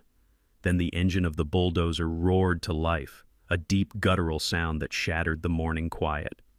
Clank, clank, clank went the metal tracks as Sal drove the machine off the truck and positioned it right on the edge of the driveway, the massive blade resting just inches from the brick pillar of the gate. I walked up to the front gate carrying a staple gun and a large sheet of laminated paper. I didn't ring the doorbell. I didn't knock. I placed the paper against the wood of the front gate and squeezed the trigger of the staple gun. Thwack, thwack, thwack, thwack. The sound echoed like gunshots in the morning air. I stepped back to admire my work. The sign was bright orange, impossible to miss, and printed in bold black letters, "Notice of Land Reclamation." To the owners of the unauthorized structure located on this parcel, you are hereby notified that your ground lease has expired and been terminated effective immediately under the terms of the original 1980 agreement. The landowner exercises his right to reclaim the surface area of the lot. You have 48 hours to remove all personal property and the physical structure consisting of one 2-story dwelling from the premises. Failure to remove the structure will result in it being classified as construction debris, and it will be demolished and removed at the landowner's discretion and at the structure owner's expense. Signed, Desmond Perkins, landowner. I stood there, arms crossed, waiting. I knew the sound of the staple gun and the idling bulldozer would wake them up. Sure enough, the front door yanked open. Brad stumbled out, wearing nothing but silk boxer shorts and a t-shirt. His hair was a mess, and his eyes were puffy with sleep. He looked confusingly at the giant yellow machine parked on his lawn. Then he saw me. "What the hell is going on?" he screamed, running down the driveway, his bare feet slapping against the pavement. "Get that thing off my driveway! Desmond, have you lost your mind?" I didn't move. I didn't flinch. I just pointed to the sign. "Read it, Brad," I said. Brad ripped the sign off the gate, tearing the paper in his haste. He scanned it, his eyes moving back and forth frantically, his face turning from pale to a deep blotchy red. "Reclamation," he sputtered. "Remove the structure. What does this mean, you crazy old bat? You can't tell me to move a house I can, and I just did," I replied, my voice calm, deadly, calm. "You are trespassing. Brad, your house is squatting on my land. I gave you a month to negotiate. I gave you a chance to be a man, but you wanted to play hardball. So here we are. Vivian appeared in the doorway, wrapping a robe around her thin frame. She looked older without her makeup, her face drawn and fearful. She saw the bulldozer and let out a small shriek, covering her mouth with her hand. "Desmond," she called out, her voice trembling. "What are you doing? Please stop this." I looked at her, the woman I had loved for 40 years, the woman who had looked me in the eye and told me I was useless. "Hello, Vivian," I said, tipping the brim of my cap. "I am just doing some gardening. I decided I want to plant a vegetable patch right where your living room is." "You can't do this," Brad yelled, crushing the paper in his fist. "I am calling the police." "Call them," I challenged. "I already spoke to the sheriff this morning. He knows exactly what this is. This is a civil dispute regarding property lines, and I have the deed. You have a house, Brad, but you have nowhere to put it." Sal revved the engine of the bulldozer, a cloud of black smoke puffing into the air. The metal blade lifted a few inches and dropped with a heavy clang, shaking the ground under Brad's feet. "You have 48 hours, I said, checking my watch. "Starting now, if that house is still here on Monday morning, I am going to push it into the creek." Brad looked at the machine, then at me, his eyes wild with panic and rage. He realized that his lawyer hadn't been able to fix this. He realized that the bank had pulled his funding. He realized that he was standing in his underwear in front of the whole neighborhood, about to lose everything. "You are bluffing," he screamed, spitting as he spoke. "You wouldn't dare destroy this house. It is worth millions. It is worth zero," I said, cold as ice. "It is just wood and brick. Brad, it is just a pile of materials sitting in my way, and I have a lot of work to do." Vivian walked down the steps, her legs shaking. She looked at the sign in Brad's hand, then looked at me, her eyes filling with tears. "Desmond, please," she whispered. "Don't do this. We can talk. We can work something out." "It is too late for talking, Vivian," I said, turning my back on her. 30 days too late. That was the breaking point. The reality of the situation hit her like a physical blow. She swayed her face, losing all color, her eyes rolling back in her head. "Vivian," Brad shouted, reaching out, but he was too slow. My ex-wife crumpled to the driveway, fainting dead away, her body hitting the pavement with a sickening thud. She lay there like a discarded doll in her expensive silk robe. I took a step forward, instinct kicking in, wanting to help her, but then I stopped. She wasn't my wife anymore. She wasn't my responsibility. She had made her choice. Brad knelt beside her, slapping her cheeks, trying to wake her up. Mom, wake up!" He looked up at me, his eyes burning with a hatred that was truly demonic. "You killed her!" he screamed. "You killed her, you heartless bastard! She is just fainting." "Brad," I said, "she always faints when the bill comes due." Brad let out a roar, a primal animalistic sound. He jumped up, leaving Vivian on the ground, and ran back toward the house, but he didn't go inside for a phone or water. He stopped at the sports rack by the garage door. He grabbed a baseball bat, a heavy wooden Louisville Slugger I had bought for him 2 Christmases ago. He turned around, his knuckles white as he gripped the handle. He wasn't a real estate agent anymore. He was a cornered rat showing his teeth. "I am going to kill you," he shrieked, marching down the driveway, swinging the bat, testing its weight. "I am going to smash your skull in." "Desmond," I stood my ground. I didn't raise my hands. I didn't back away. I just watched him come. Sal opened the door of the bulldozer, ready to jump down and help me, but I held up a hand signaling him to stay put. "Come on, Brad," I said softly. "Come and show me what kind of man you really are." He crossed the property line, stepping onto the public road where I stood. He raised the bat high above his head, his face twisted into a mask of pure violence. I didn't move. I didn't blink. I just looked him in the eye and waited for the swing that would end it all, one way or another. The sirens cut through the morning air long before the blue and red lights reflected off the polished glass of my old house. It was the sound of a man who had run out of lies and was reaching for the only weapon he had left, the authority of others. Brad was standing by the gate, his chest puffed out like a rooster, his hand gripping his phone so tight his knuckles were white as bone. He was pointing at me, shouting at the 2 officers who had just stepped out of their cruiser as if I were a common thief caught with my hand in the register. "Officer, arrest this man!" Brad screamed, his voice cracking with a desperation he could no longer hide. "He is trespassing. He brought a bulldozer onto my private property. He is threatening my family and my home. Look at the sign he put up. He is insane." The two officers looked at the bulldozer idling on the lawn, then at the bright orange sign on the gate, then at me. I recognized the older one, Sergeant Miller, a man who had walked this beat for 20 years and knew every crack in the sidewalk. He looked at the situation, then looked at Brad with a weary expression that said he had seen too many family squabbles turn ugly on a Saturday morning. "Hold on now," Mr. Miller said, raising a calm hand. "Let us just take a breath. Mr. Perkins, do you want to tell me what is going on here?" I did not have to say a word. I just stepped aside as Marcus, my lawyer, climbed out of my Ford pickup truck carrying a leather briefcase that looked like it had been through a war. Marcus did not look like a high-priced shark today. He looked like a man of the law, calm, steady, and backed by a mountain of paper. "Good morning, Sergeant," Marcus said, his voice echoing the professional tone of the officers. "I am Marcus Vance, legal counsel for Mr. Desmond Perkins, the sole owner of this land." He opened the briefcase and pulled out a thick document embossed with the golden seal of the county archives. "This is the original deed of title for parcel number 409, also known as this entire lot." Brad let out a bark of a laugh that sounded more like a choke. "That is a lie," he shouted. "My wife, Vivian, owns this house. The divorce decree was finalized yesterday. The judge gave her the house and I am her legal representative. Here are our papers." He shoved a folder toward the sergeant, who took it and began to read carefully. Brad looked at me, his eyes full of a frantic triumph, as if he expected the handcuffs to come out any second.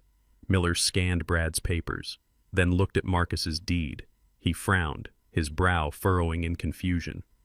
"I am not a real estate lawyer, gentlemen, but these papers both look official to me. It says here the wife owns the structure, but this deed says Mr. Perkins owns the land. How does that work?" "That is where the ground lease comes in," Sergeant Marcus explained, stepping forward and pointing to a specific paragraph in the deed, back in 1980. "Mr. Perkins structured this property as a bifurcated asset. The house and the land are legally separate entities for 40 years. The house had a right to be here under a specific lease agreement, but that lease had a very clear termination clause." Marcus turned his gaze toward Brad, his eyes cold and unforgiving. "The moment the divorce was finalized, the lease was voided by law because the landowner did not consent to a transfer of the lease to a new owner or a new use, specifically the condominium project Mr. Brad here has been bragging about to the neighbors." Brad's face went from red to a sickly shade of gray. He looked at the sergeant, then at the house as if he were seeing it for the first time as a separate object from the ground beneath his feet. "That is impossible," he whispered. "You cannot just separate a house from the dirt. It is one thing. In the eyes of the law, it is two," Marcus replied. "And right now the house is an unauthorized encroachment on private property. It is no different than if you parked a trailer on Mr. Perkins' lawn without asking his permission." Sergeant Miller rubbed his chin, looking at the massive bulldozer, then back at Brad. "Well now, son," he said, his voice dropping into a low drawl. "If what this lawyer says is true, and he has the county seal to prove it, then you are the one in the wrong here. I cannot arrest a man for being on his own land, and I certainly cannot stop him from wanting to clear his own lot." "This is my home!" Brad shrieked, his voice reaching a pitch that made the neighbors down the block stop and stare. "You cannot just tell me to move it." Miller looked up at the two-story colonial mansion with its brick facade and heavy oak doors. He looked at the intricate landscaping and the winding driveway. Then he looked back at Brad with a dry, humorless smile that reached his eyes. "Actually, that is exactly what the law says," Mr. Miller replied. He leaned against his cruiser, crossing his arms over his chest. "According to these papers, you have every right to keep that house. It is yours fair and square, but you do not have a right to keep it on this man's dirt. So you have got two choices. You can either reach an agreement with the landowner, which it seems you have already failed to do, or you can find a way to take your house somewhere else." Brad stared at him, his jaw dropping. "Take it somewhere else. It is a 3-ton brick structure." "You are kidding me, right?" "I am not kidding," Sergeant Miller said, tipping his cap toward me.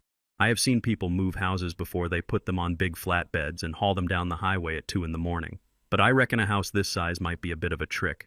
Tell you what, Brad, if you are really in a hurry, maybe you ought to call a heavy lift company and see if they can get a couple of Chinooks or a crane helicopter to cow it out of here, because as of right now, you are officially a squatter in a very expensive box."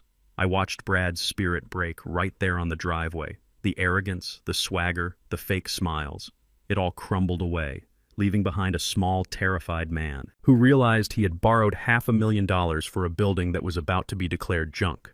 Vivian was still standing on the porch, frozen like a statue, her eyes wide as she listened to the sergeant confirm her nightmare. I stepped forward and looked Brad in the eye. I did not feel joy.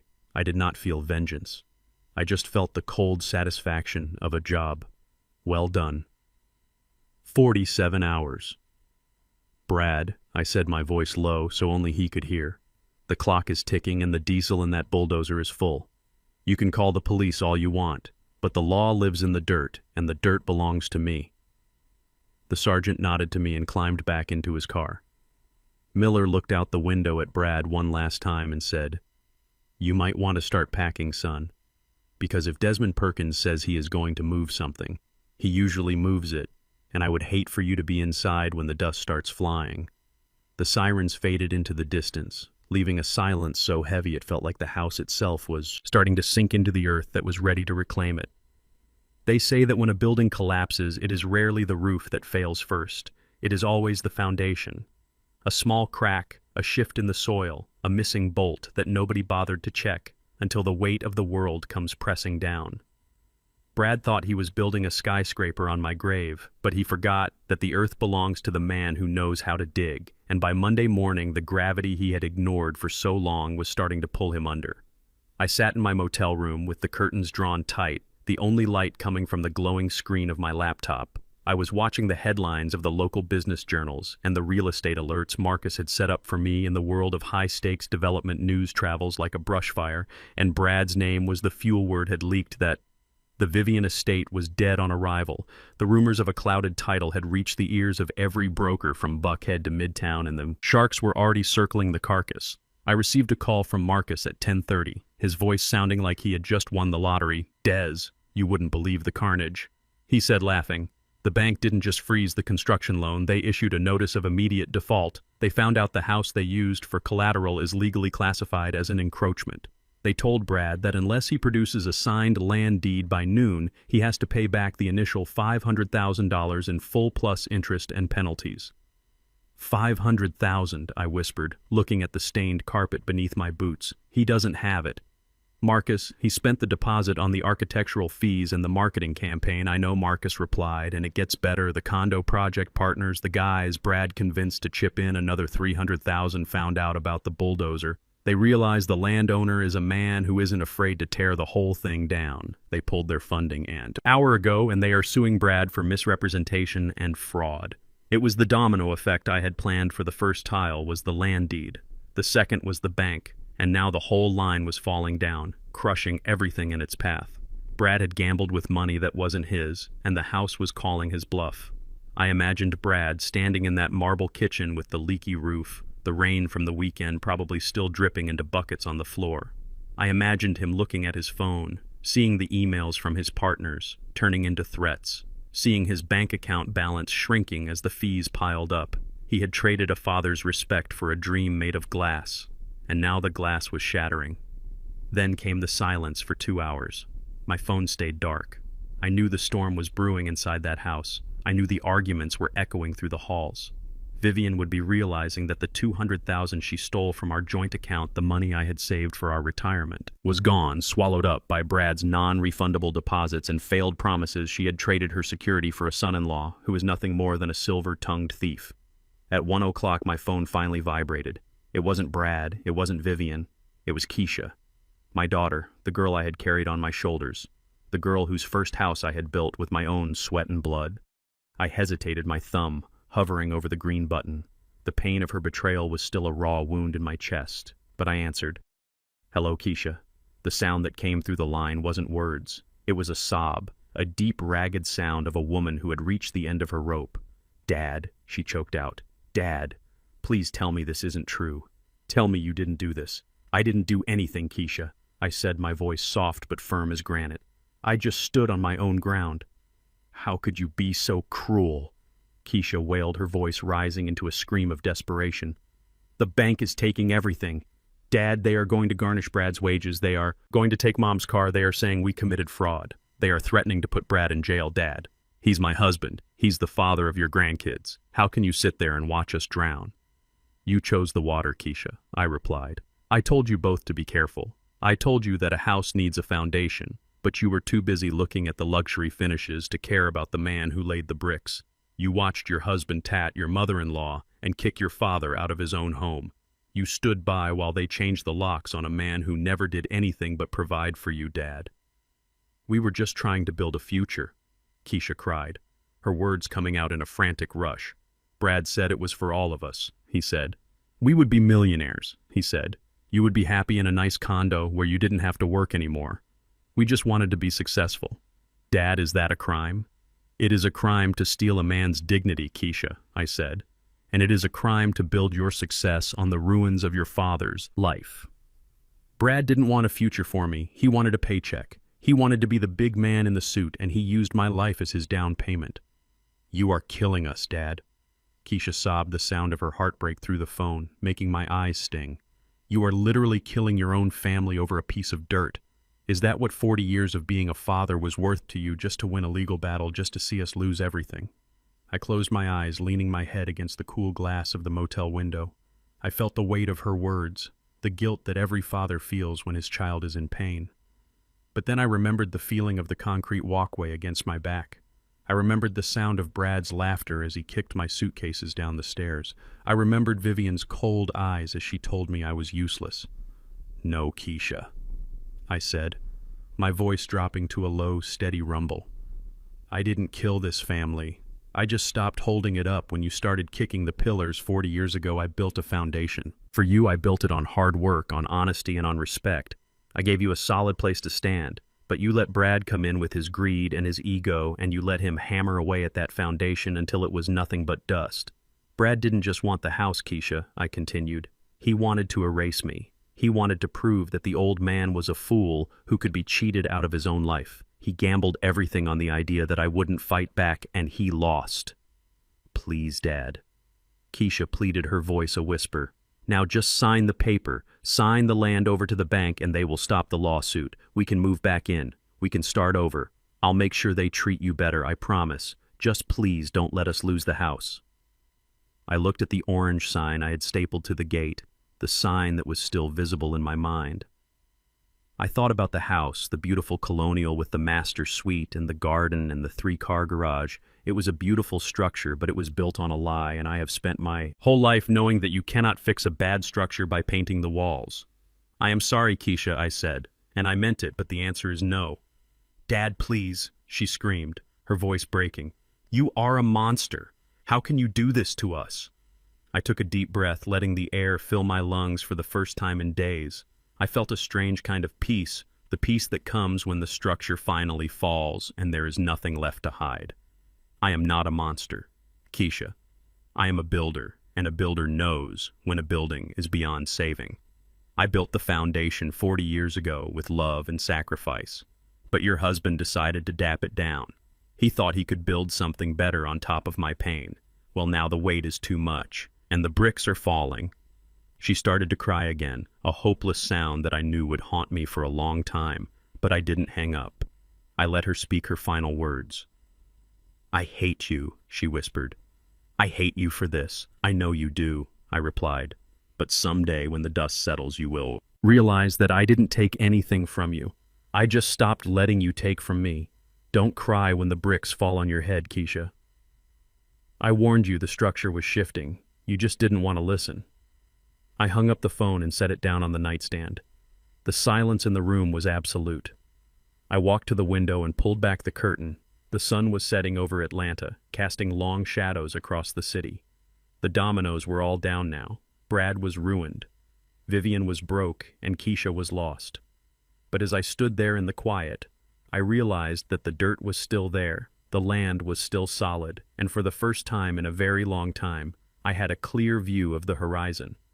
The house was gone in every way that mattered, but the builder was still standing, and that was enough. They say a house is a living thing, and like any living thing, it needs a pulse to survive. But the pulse of a home isn't the family, or the memories, or the expensive furniture. It is the flow of energy and water, the silent systems that we take for granted until they are gone for 3 days. I sat in my motel room and watched the grid on my tablet. The smart sensors I had installed in the main line told me exactly what was happening at the estate on Tuesday morning at 10 a.m. The power company disconnected the service because the account was in my name, and the owner of the land had requested a final reading at 10:30. The water main was shut off for the same reason. I could almost hear the silence descending on that $2 million mansion, a silence that was heavy and dark and cold. Vivian thought she had won the castle, but she forgot that the castle belonged to the king, and the king had taken the keys to the engine room. I imagined her sitting in that marble kitchen trying to turn on the lights and finding only darkness. I imagined her turning the gold-plated faucets and hearing only the hollow hiss of air in the pipes. A mansion without water is just a very expensive cave, and a mansion without power is a tomb for luxury. On Wednesday night, the smart lock on my motel room chirped, and I heard the sound of a luxury car idling in the parking lot. I didn't have to look through the curtain to know who it was.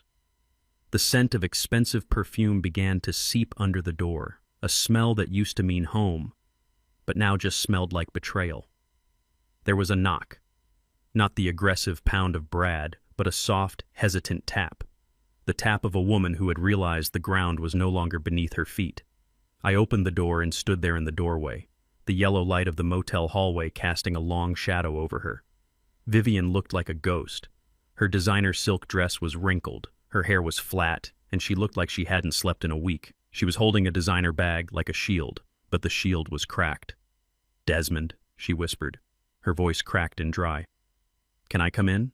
I stepped aside, not out of kindness, but out of curiosity. I wanted to see the look in her eyes now that the lights were out. She walked into the small room, looking at the stained carpet and the flickering television, with a look of utter disgust. She sat on the edge of the only chair, and for a moment we just sat there in the silence of the highway night. "It is dark." "Desmond," she finally said, her voice trembling, "the house is dark and cold and the water is gone. The bank took the Mercedes this morning because Brad hadn't made the lease payments and the neighbors are staring. I cannot even wash my face. Desmond, I cannot even flush the toilet." I leaned against the dresser, crossing my arms over my chest. I didn't offer her water. I didn't offer her comfort. I just watched her fall apart. "You should call Brad," I said, my voice flat. "He is the one with the vision. Remember? He is the one building the future. Brad is gone," she cried, burying her face in her hands. "He left this morning. He said he had a meeting in Charlotte, but he took all the cash from the safe and his bags were packed. He isn't coming back, Desmond. He left me in that. He left. House alone with the debt and the lawsuits and the darkness. I wasn't surprised. A rat is always the first to jump when the ship starts taking on water. But Vivian didn't look at me with anger anymore. She looked at me with a desperate pleading that made my stomach turn. "Desmond.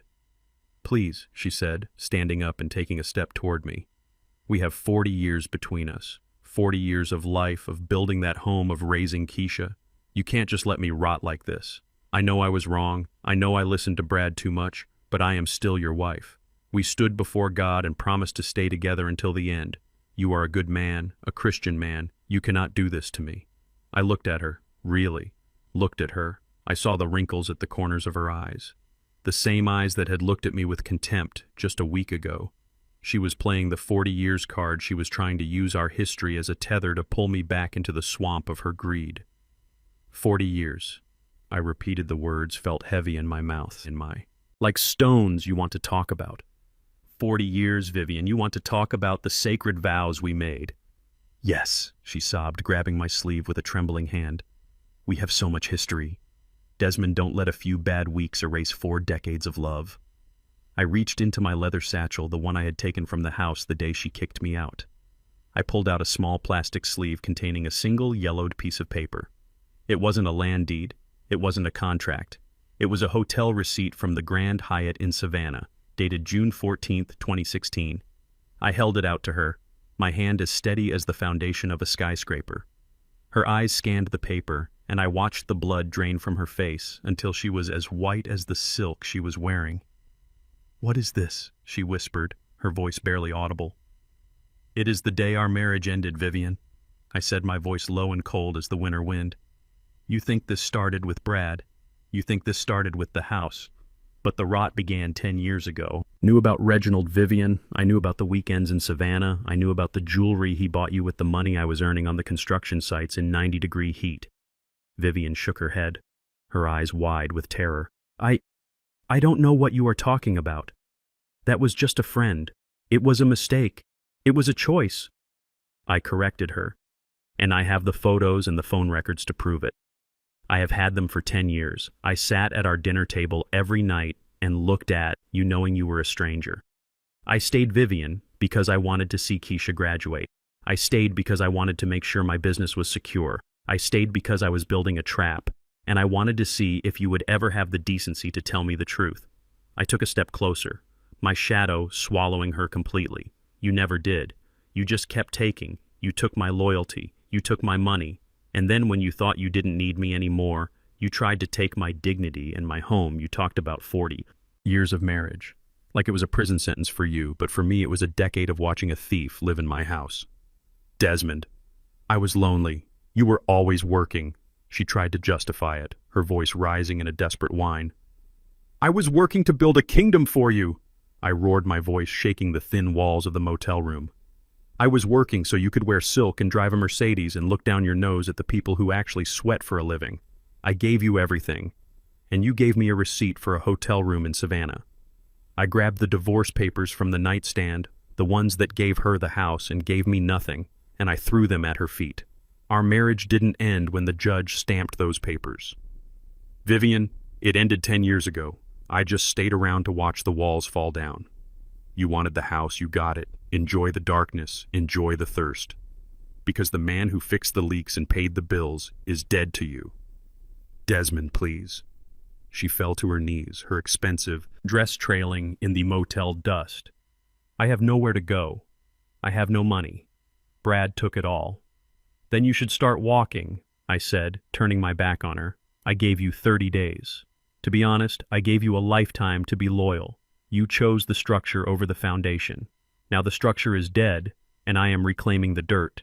I walked to the door and opened it wide, the sound of the interstate filling the room, a constant reminder of the world moving on without her. Get out, Vivian, I said. She stood up slowly, her spirit completely broken. She looked like an old woman for the first time in her life. She walked past me into the night, her head down her shoulders slumped.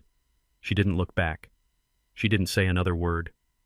She just vanished into the dark, heading back to a mansion that was no longer a home. I closed the door and locked it. For the last time, I walked to the sink and splashed cold water on my face, feeling the weight of 10 years of secrets finally lifting off my shoulders. I looked in the mirror and didn't see a victim or a husband or a contractor. I saw a man who was finally free. The 40 years were over, but the truth was just beginning. I sat back down on the bed and opened my notebook. I had a lot of work to do. The house was going to be demolished on Monday, and I needed to decide what to build on the empty lot. I thought about a garden, maybe a park for the neighborhood kids, something honest, something that didn't need silk or Botox to be beautiful. I fell asleep that night listening to the rain on the roof, and for the first time in a decade, I didn't dream of Savannah. I dreamed of the dirt, and the dirt was clean. A cornered rat does not care about the law or the rules of engagement. It only cares about the bite, and Brad was the biggest rat I had ever seen in my life for 2 days. The silence from the house was absolute. No lawyers called, no sheriff arrived, no more tantrums on the sidewalk. I sat in my motel room watching the shadows grow long on the pavement, and I knew the silence was not peace. It was a fuse burning down.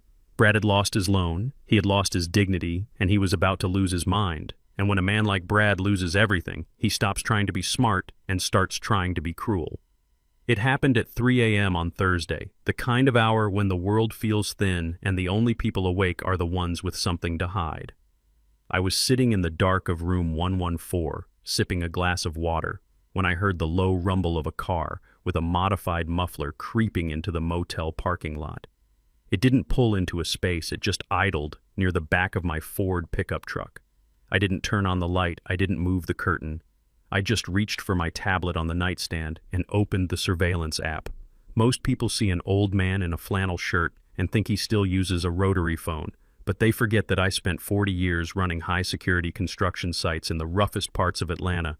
I have seen every kind of thief and vandal there is. And I learned a long time ago that eyes in the back of your head are not enough. You need eyes that never blink. I had installed 4 hidden 4K cameras in that truck before I left the estate. 1 in the grill, 1 in the bed, and 2 in the side mirrors, all linked to a private cloud server. On the screen, I saw 2 figures step out of a battered sedan. They were wearing hoodies pulled low and masks over their faces. They didn't look like professionals. They looked like the kind of lowlifes you hire with a handful of $100 bills and a promise of no consequences. One of them was carrying a heavy iron pipe. The other had a plastic gallon jug that smelled of gasoline. Even through the digital feed, I watched as the one with the pipe walked up to my truck, my beautiful 1995 Ford, the one I had kept pristine for 30 years. He didn't hesitate. He swung the pipe with a grunt of effort, smashing the driver's side window. The sound of shattering glass echoed through the motel courtyard, like a gunshot. He hit the hood, denting the metal, then moved to the headlights. Glass spraying everywhere under the yellow motel lights. The other one didn't go for the truck. He walked toward the small metal storage unit at the edge of the lot, the one I had rented to house my life's work, my tools, the heavy-duty saws, the levels, the drills, the things that had built half the skyline of this city. He splashed the gasoline across the door and the wooden pallet it sat on. Then he struck a match. The orange flare illuminated his masked face for a split second before he dropped it. The fire took hold instantly, a hungry blue flame that turned into a roaring orange wall of heat. I sat there watching my history burn. My heart was pounding in my chest and my hands were gripped tight around the tablet. I wanted to run out there. I wanted to show them what 40 years of manual labor can do to a man's grip, but I stayed in the chair. I had seen something in the background of the video, a silver Porsche idling. Across the street, under a broken street lamp, I zoomed in on the mirror camera. There he was, Brad sitting behind the wheel watching the fire with a grin on his face. He wasn't wearing a mask. He didn't think he needed one because he thought the old man was asleep and the cameras were non-existent. Brad thought he was destroying my power. He thought if he took my truck and my tools, I would have nothing left to fight with. He thought he was breaking my spirit. But as I watched the smoke billow into the night sky, I realized he was just handing me the final nail for his coffin.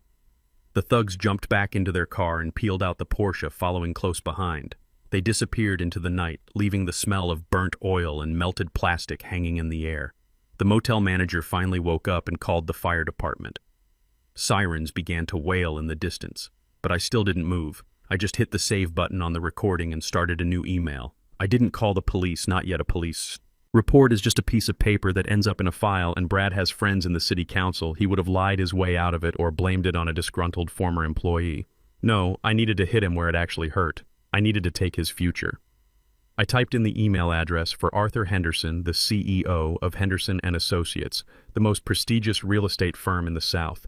Arthur was a man of old-school values, a man who had built his reputation on integrity and class, and more importantly, he was Brad's boss, the man who had the power to fire Brad and pull his license with a single phone call. I had done the foundation work for Arthur's personal estate 20 years ago, and we had stayed in touch. I knew Arthur hated 2 things, above all else: scandal and cowards. Subject: urgent, security. Footage regarding Bradley Miller, I wrote. I didn't add any long explanations. I didn't cry about my tools. I just attached the file, the one that showed the thugs smashing the truck and then the crystal clear shot of Brad sitting in his silver Porsche across the street smiling as the fire grew. Dear Arthur, I wrote, my finger steady on the keys. I thought you should see the extracurricular activities of your senior broker before I hand this over to the district attorney. As you can see, Bradley has moved from real estate to arson. I trust you will handle this with the professionalism your firm is known for. Best regards, Desmond Perkins. I hit send and watched the little progress bar fill up. It was 4:30 in the morning. The fire trucks were finally dousing the flames in the storage unit. My tools were probably slag by now, and my truck was a wreck, but I felt a weight lifting off my chest. Brad thought he could play dirty because I was old and quiet, but he forgot that the quiet ones are the ones who listen, and when you listen, you learn exactly how to destroy a man without ever touching him.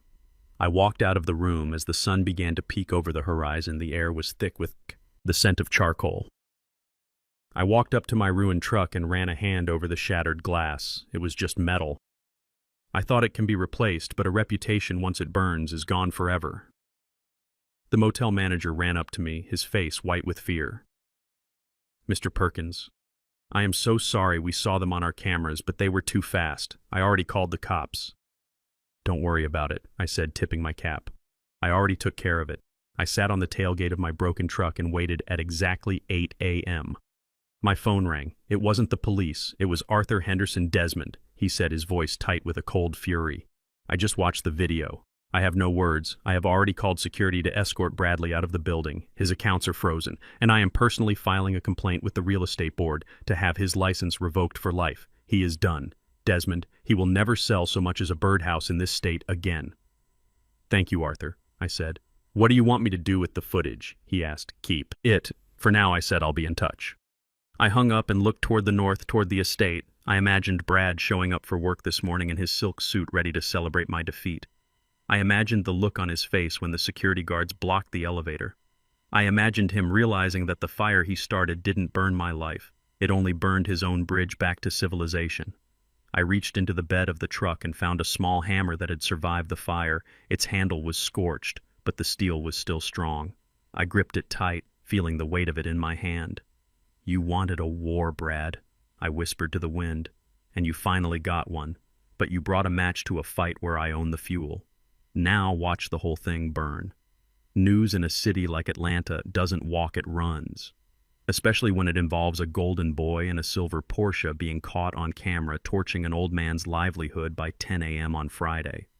The video I sent to Arthur Henderson wasn't just in his inbox, it was the lead story on the local real estate blogs. The headline read, "The Arsonist Agent," and the image of Brad's smug face glowing in the light of my burning tools was everywhere. He had spent years building a brand of luxury and trust, and I destroyed it with a 60-second clip of digital truth.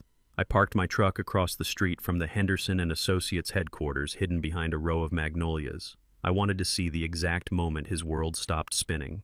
I watched as Brad pulled his Porsche into his reserved spot, oblivious to the storm he was still wearing. A tailored suit, looking like a man who expected a promotion. But when he reached the glass doors, he didn't see the usual smiles from the receptionists. He saw 2 large security guards standing in his path. They didn't even let him step onto the carpet. One of them handed him a cardboard box containing his desk ornaments, while the other handed him a formal notice of termination. His key card was swiped and dropped into the trash, right in front of him. I watched through my binoculars as Brad's jaw dropped, his hands shaking as he tried to argue, pointing toward the elevators, screaming about his commissions and his rights. But the security guards just pointed toward the street and told him to move his car before the tow truck arrived. But that was just the appetizer. The main course came an hour later when the Georgia Real Estate Commission issued an emergency suspension of his license. They don't take kindly to brokers who hire thugs to burn down competing interests or commit insurance fraud. Brad wasn't just unemployed, he was radioactive. No firm in the country would touch him, and the bank that had given him the construction loan was already filing a civil suit to seize his remaining assets. I sat in my truck and felt the vibration of my phone. It was a notification from the bank. My $10,000 check had cleared, but more importantly, my legal standing was now absolute with Brad under criminal investigation for arson. His claims against my land were dead in the water. He had tried to burn me out, but all he did was smoke himself into a hole he couldn't climb out of. By that afternoon, I decided to drive back to the estate, not to go inside, but to witness the aftermath. The gates were open, the security guards had given up and walked away because their paychecks had bounced. I sat in the driveway watching the shadows of the mansion lengthen on the grass. The sprinklers were silent. The house was dark and the air smelled of stale charcoal from the fire across the street. I walked toward the back patio, staying in the darkness of the trees. I could hear voices coming from the living room. The sliding glass doors were open to catch the evening breeze. Since the air conditioning was dead, I didn't need a microphone to hear the screaming. The structure I had built to house love was now a pressure cooker of hatred. Vivian was sitting on the floor in her silk robe, surrounded by candles she had bought at the grocery store. She looked like a shadow of herself, her face pale and sunken. Keisha was standing over her, her face red with tears, her voice cracking with a pain I had never heard before. "How could you let him do it?" Keisha shrieked, her voice echoing through the empty marble halls. "You knew he was taking the money, Mom. You knew he was gambling with our lives, and you just let him drain the accounts. You let him lie to me about the mortgage payments." "I didn't know." Vivian wailed, her voice thin and desperate. "He said it was for the project. He said he just needed a little more time to bridge the gap. He told me your father was the one destroying us. I trusted him, Keisha. He's your husband. He's a thief, Keisha screamed. She threw a stack of bank statements onto the floor near Vivian's feet. I went to the bank this afternoon to withdraw my personal savings. I wanted to hire a lawyer for the divorce case. I wanted to move us out of this dark house. And do you know what the teller told me? She told me the account was empty, Mom, empty. Vivian looked up, her eyes wide and glassy. What do you mean empty? You had $50,000 in there from your grandmother. Brad took it. Keisha sobbed, her body shaking with the force of her realization. He had my power of attorney for the real estate investment. He used it to pay off a bookie in Buckhead 2 weeks ago. He spent my inheritance on a football game. Mom, he robbed me. He robbed his own wife while he was telling me he loved me. The front door slammed and Brad stumbled into the room. He smelled like whiskey and failure. His tie was gone and his shirt was stained. He looked at the two women with a look of pure loathing. He didn't look like a golden boy anymore. He looked like a cornered animal. Oh, shut up, Keisha, he snarled, throwing his car keys onto the table. They didn't even make a sound in the heavy carpet. I did it for us. I was one win away from doubling that money. I was trying to save the project since your father decided to be a senile prick and ruin the land deal. If he had just signed the paper, none of this would have happened. You stole from me. Brad. Keisha marched up to him, her finger in his face.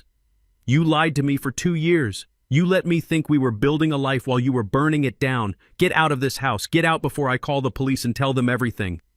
This is my house too, Brad shouted, his voice booming through the darkness. I have a legal right to be here until the bank auctions it off, and they won't do that for months, so you can sit here in the dark and cry for all I care. I am the one who lost a career today. I am the one who is being treated like a criminal. You are a criminal, Vivian whispered, standing up slowly to face him. You destroyed my marriage, you stole my retirement, and you ruined my daughter. I gave you everything, Brad. I treated you like a son, and you left me in a house with no water and no hope. Vivian reached out as if to slap him, but her hand was weak. Brad caught her wrist, his eyes flashing with a dangerous light. Don't touch me, old woman. You were the one who wanted the divorce. You were the one who wanted the money as much as I did. Don't play the victim. Now you were happy to spend the cash when the champagne was flowing. So keep your mouth shut. Keisha let out a scream of pure rage and lunged at him. She started hitting his chest, her fists flying in a blind fury. You coward, you pathetic little man. I hate you. I wish I had never met you. Brad pushed her back hard, sending her stumbling into the sofa. He didn't care about the cameras anymore. He didn't care about the neighbors. He was drowning, and he wanted to drag them down with him. They started screaming at each other, all three of them at once, a cacophony of blame and betrayal. Vivian was crying about her lost status. Keisha was screaming about her stolen future, and Brad was shouting about how everyone had failed him. It was the sound of a structure collapsing from the inside out, the sounds of a family that had forgotten that a home is built on truth, not granite and glass. I stood in the darkness of the garden and watched them through the glass. They looked like shadows dancing in the candlelight, a twisted play of their own making. I realized then that I didn't need the bulldozer to destroy them. They were doing it themselves. They were tearing each other apart bit by bit until there was nothing left but the bones of their greed. I walked away from the patio, my boots crunching on the gravel path. I didn't feel sorry for them. I didn't feel the urge to step in and save them. The house was dark, but for the first time in 10 years, I could see clearly. I walked back to my truck and looked at the moon, the same moon that had watched me build this place with my own hands. They were in there fighting over a house that had no right to exist on land. They didn't own. They were clinging to walls that were already condemned by their own actions. I climbed into my cab and started the engine, moving away from the noise and the darkness. Let them say each other, I thought as I drove toward the gate. Let them realize that when the power goes out, the only thing you have left is the person standing next to you. And if that person is a thief, then you are truly alone. I had the dirt, I had the truth, and soon I would have my peace. The final chapter was coming, and I wouldn't even have to lift a finger to write it.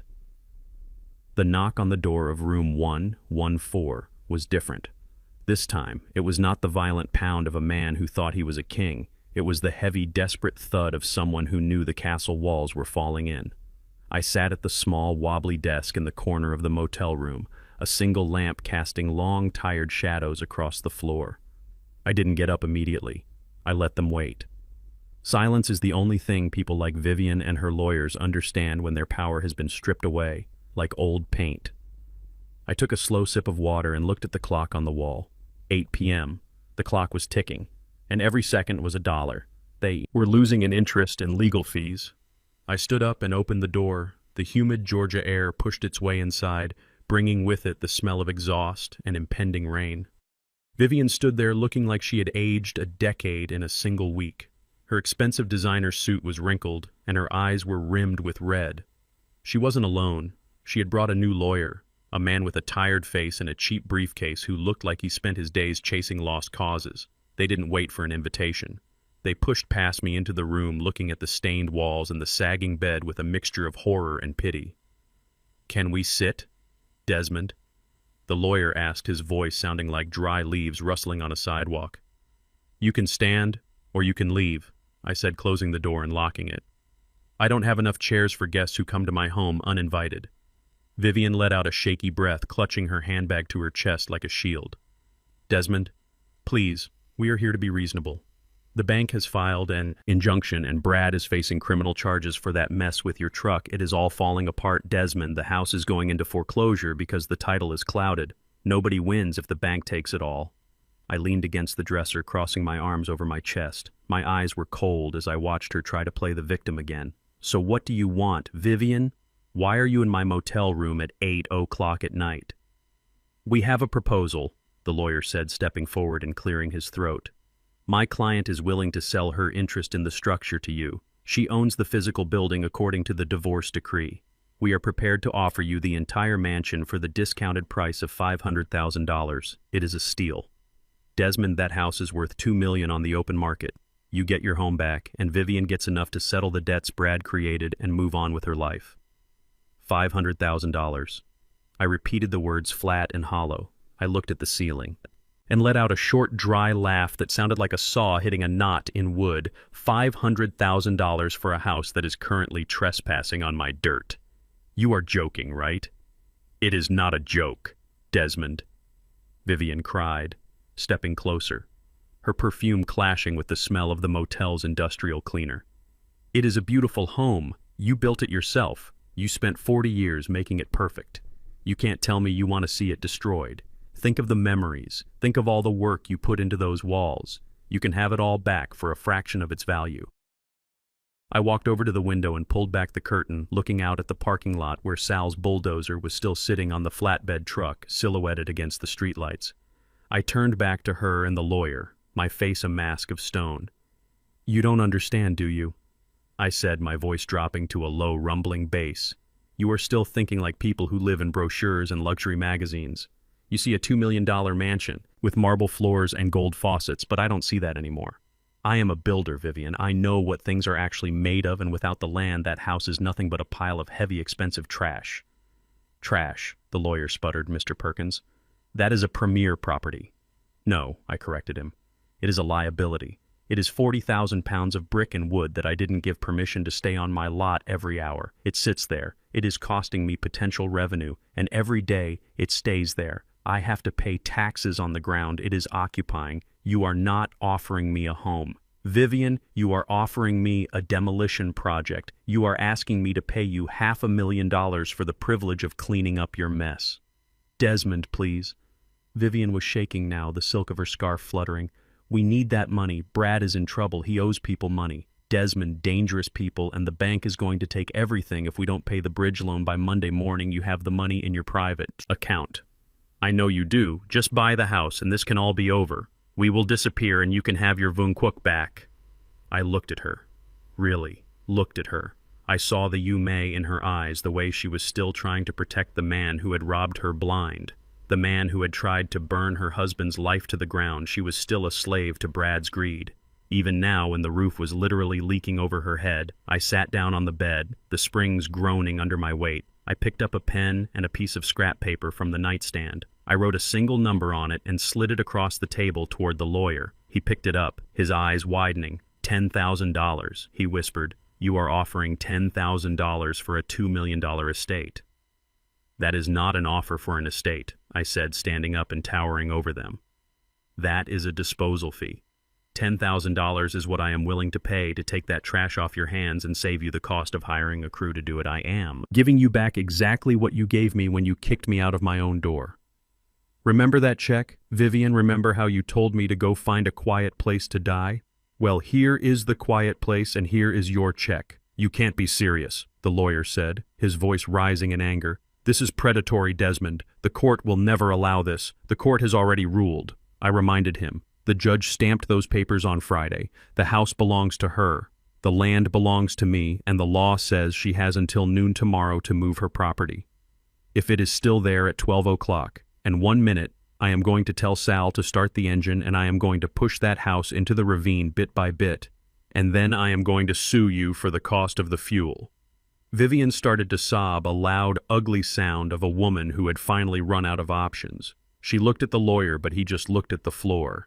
He knew the law. He knew I had them in a vice, and I was turning the handle until the metal, groaned Desmond. Please, she wailed, falling to her knees on the dirty motel carpet. Brad will be killed if I don't get that money. He is terrified, Desmond. They are coming for him. Please, for the sake of our daughter, don't do this. I looked down at her, and for a split second I felt a flicker of the man I used to be, the man who would have done anything to stop her from crying. But then I remembered the feeling of the concrete against my back. I remembered the smell of my tools burning in the night. I remembered the 40 years of silence while she planned her escape. Your son-in-law made his bed. Vivian, I said, my voice cold and final, and he can sleep in it, and you had every chance to walk away with half of everything. You had every chance to be honest, but you chose a thief over a builder. Now you can pay the price for the structure you chose to stand in. I took a fresh quitclaim deed from my satchel, the one Marcus had prepared, and I laid it on the desk next to the $10,000 check I had already signed. You have 5 minutes. I said, I am going to walk to the lobby to get a fresh cup of coffee. When I get back, you will either have signed that paper and taken the check, or I will call Sal and tell him to be at the gates at dawn. I didn't wait for her answer. I walked out of the room and into the cool night air. I walked slowly to the motel office, the sound of the interstate, a constant hum in the distance. I stayed in the lobby for exactly 5 minutes, staring at the coffee machine, watching the dark liquid fill the cup. I felt a strange sense of peace. It wasn't joy. It wasn't the thrill of revenge. It was just the feeling of a building finally being leveled so the land could be clear again. When I walked back into room 114, the lawyer was standing by the door, looking defeated. Vivian was still on the floor, her head bowed, her body shaking with silent sobs. The paper was on the desk, signed in her elegant, shaky handwriting. She had taken the $10,000 check, the check that would barely cover a month's interest on Brad's debts. She stood up slowly, not looking at me. She walked toward the door, her movements stiff like a wooden doll. The lawyer picked up his briefcase and followed her out, pausing for a moment in the doorway. You are a hard man, Desmond Perkins, he said. I am a builder, I replied, closing the door behind them, and I know better than anyone that you cannot save a structure once the rot reaches the core. I sat back down at the desk and picked up the signed deed. I ran my thumb over the signature, Desmond Perkins, land and house. I was finally the owner of my own world again. I picked up the phone and dialed Marcus. It is done, I said. File the papers first thing in the morning. The house is mine for $10,000. Tell the bank I will be in on Monday to discuss a new mortgage on my terms. I hung up the phone and turned off the lamp, plunging the room into darkness. Save for the red blinking light of the smoke detector, I lay down on the bed, and for the first time in a month, I slept a deep, dreamless sleep. I knew that tomorrow the sun would rise on an empty lot in my heart, but on Monday I would start building something new, something honest, and this time I would make sure the foundation was built to last forever. I watched the ink dry on the quitclaim deed, like I was watching the last few seconds of a funeral. The room was so quiet you could hear the neon sign humming outside and the ragged breath of a woman who had finally realized she was holding a handful of ashes. Vivian's hand was still trembling as she pulled the envelope toward her, $10,000 in cold, hard cash. It was a pittance, a fraction of the millions she thought she was owed. But in that moment, it was the only thing between her and the street. I had made sure it was cash because I wanted her to feel the physical weight of her betrayal. I wanted her to feel how light 40 years of marriage actually felt when you traded it for a stack of hundreds. Vivian clutched the envelope to her chest, her eyes red and sunken. She didn't look like the queen of the manor anymore. She looked like a survivor of a shipwreck who had just found a piece of driftwood. But as she turned to leave the room, the shadow in the corner moved. Brad had been standing by the door, silent and brooding, watching that envelope like a hawk, watching a field mouse. He had been ruined. His career was gone. His reputation was a pile of charcoal, and he was looking at that $10,000, not as a way to save Vivian, but as a way to save himself. We walked out into the motel parking lot. The Georgia air was thick and heavy with the scent of an approaching storm. Lightning flickered in the distance, illuminating the rusted frame of my old truck and the sleek silver Porsche that Brad was still clinging to, even though the repo man was probably only an hour away. Keisha was standing by the car, her arms crossed over her chest, looking at the ground. She looked hollowed out like a building. After a fire where only the exterior walls are left standing. Desmond. Please, Keisha whispered as I stepped onto the pavement one last time. Can't you just give us a little more? You have so much, and we have nothing. I didn't answer. I didn't even look at her. I just walked to the gate of the motel lot and leaned against the chain-link fence, watching the play reach its final act. Vivian was walking toward the Porsche, clutching the money bag tight. She looked at Brad, her eyes filled with a desperate hope. We can get a motel in the next town, Brad, she said, her voice thin and shaking. We can use this to pay for a lawyer and maybe find a small place to rent until you get back on your feet. It is not much, but it is a start. Brad didn't look at her. He didn't even acknowledge her words. He was looking at the envelope in her hand. His eyes were wide and frantic, the eyes of a man who was already halfway down the road. In his mind, he reached out his hand, snapping his fingers. Give it to me, Vivian, he said, his voice a low, dangerous hiss. Vivian blinked, her grip tightening on the money. But Brad, we need this for the hotel and for Keisha's things. I said, give it to me, Brad, roared his patience, snapping like a dry twig. He didn't wait for her to hand it over. He lunged forward, his hands like claws, snatching the envelope from her grasp. He pulled so hard that Vivian stumbled, her heels catching on the cracked asphalt, and she fell to her knees, her silk skirt tearing as it hit the grid of the parking lot. Brad Keisha screamed, running forward. What are you doing? That is all she has. Brad didn't stop. He scrambled into the driver's seat of the Porsche, his movements frantic and clumsy. He jammed the key into the ignition and the engine roared to life, a high-pitched scream of German engineering that sounded like a warning. He threw the envelope onto the passenger seat and slammed the door, locking it before Keisha could reach the handle. Brad opened the door. Vivian cried from the ground, her hands scratched and bleeding as she tried to pull herself up. Brad, please don't leave us here. Brad rolled down the window just an inch, enough for the cold air to hit them, but not enough for them to reach inside. He looked at Keisha, then at Vivian, and for a second I saw the mask slip completely. There was no love there, no loyalty, not even a shred of guilt. There was only the cold calculation of a man who had decided to cut his losses. I am sorry, baby, Brad said, looking at Keisha, his voice flat and devoid of any warmth. I cannot do this. I cannot be the man who lives in a motel room. I cannot be the man who works a regular job. I have to restart my life. I have to find a new way. And $10,000 is a tank of gas and a fresh start somewhere else. You are on your own, Brad. No, Keisha shrieked, banging her fists against the glass. You cannot leave me. I gave up everything for you. I lied to my father for you. You should have picked a winner then, Brad said, sneering. He shifted the car into gear, the tires chirping as he backed out of the space, nearly hitting the dumpster. Vivian was still on her knees, reaching out her hand as if she could pull the car back with her bare fingers. He didn't look back as he peeled out of the lot, the silver Porsche fishtailing on the wet pavement before disappearing into the darkness of the highway. Brad was gone with the only money they had left, leaving his wife and his mother-in-law standing in the rain in front of a $49 a night motel. The silence that followed was heavier than the storm. Vivian stayed on the ground, her head bowed, her silk robe soaked and covered in road grime. Keisha stood over her, her hands dropping to her sides, her shoulders slumped in a defeat, so absolute it was chilling. They were alone, truly alone in a world they had tried to buy with my blood.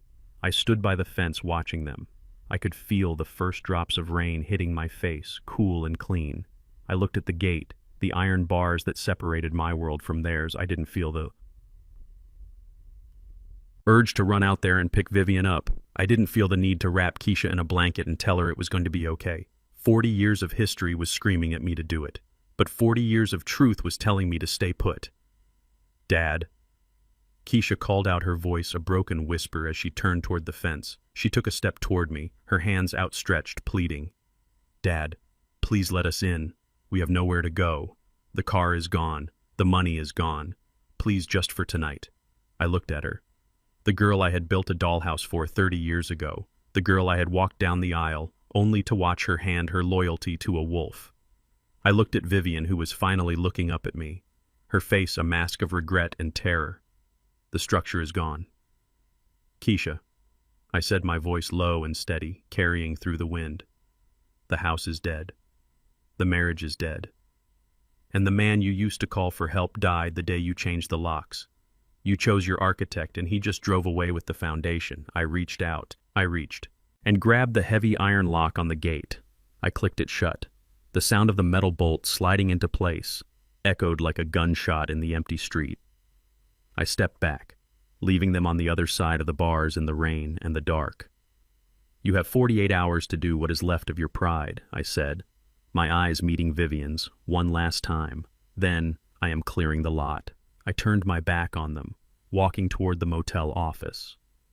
I didn't look back, even when I heard Vivian's wailing start again, even when I heard Keisha calling my name until her voice went hoarse. I went into my room, sat on the edge of the bed, and listened to the rain pounding on the roof. It was a violent storm, the kind that washes the streets clean. And as I sat there in the dark, I realized that the house was finally empty. The thieves were gone, the liars were exposed, and for the first time in a decade, the dirt underneath my feet felt solid.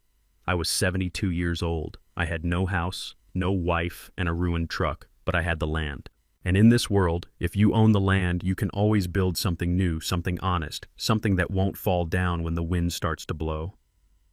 The morning sun hit the red bricks of the estate with a clarity I hadn't seen in years. The heavy, humid air of Georgia felt lighter as I pulled my Ford pickup into the driveway.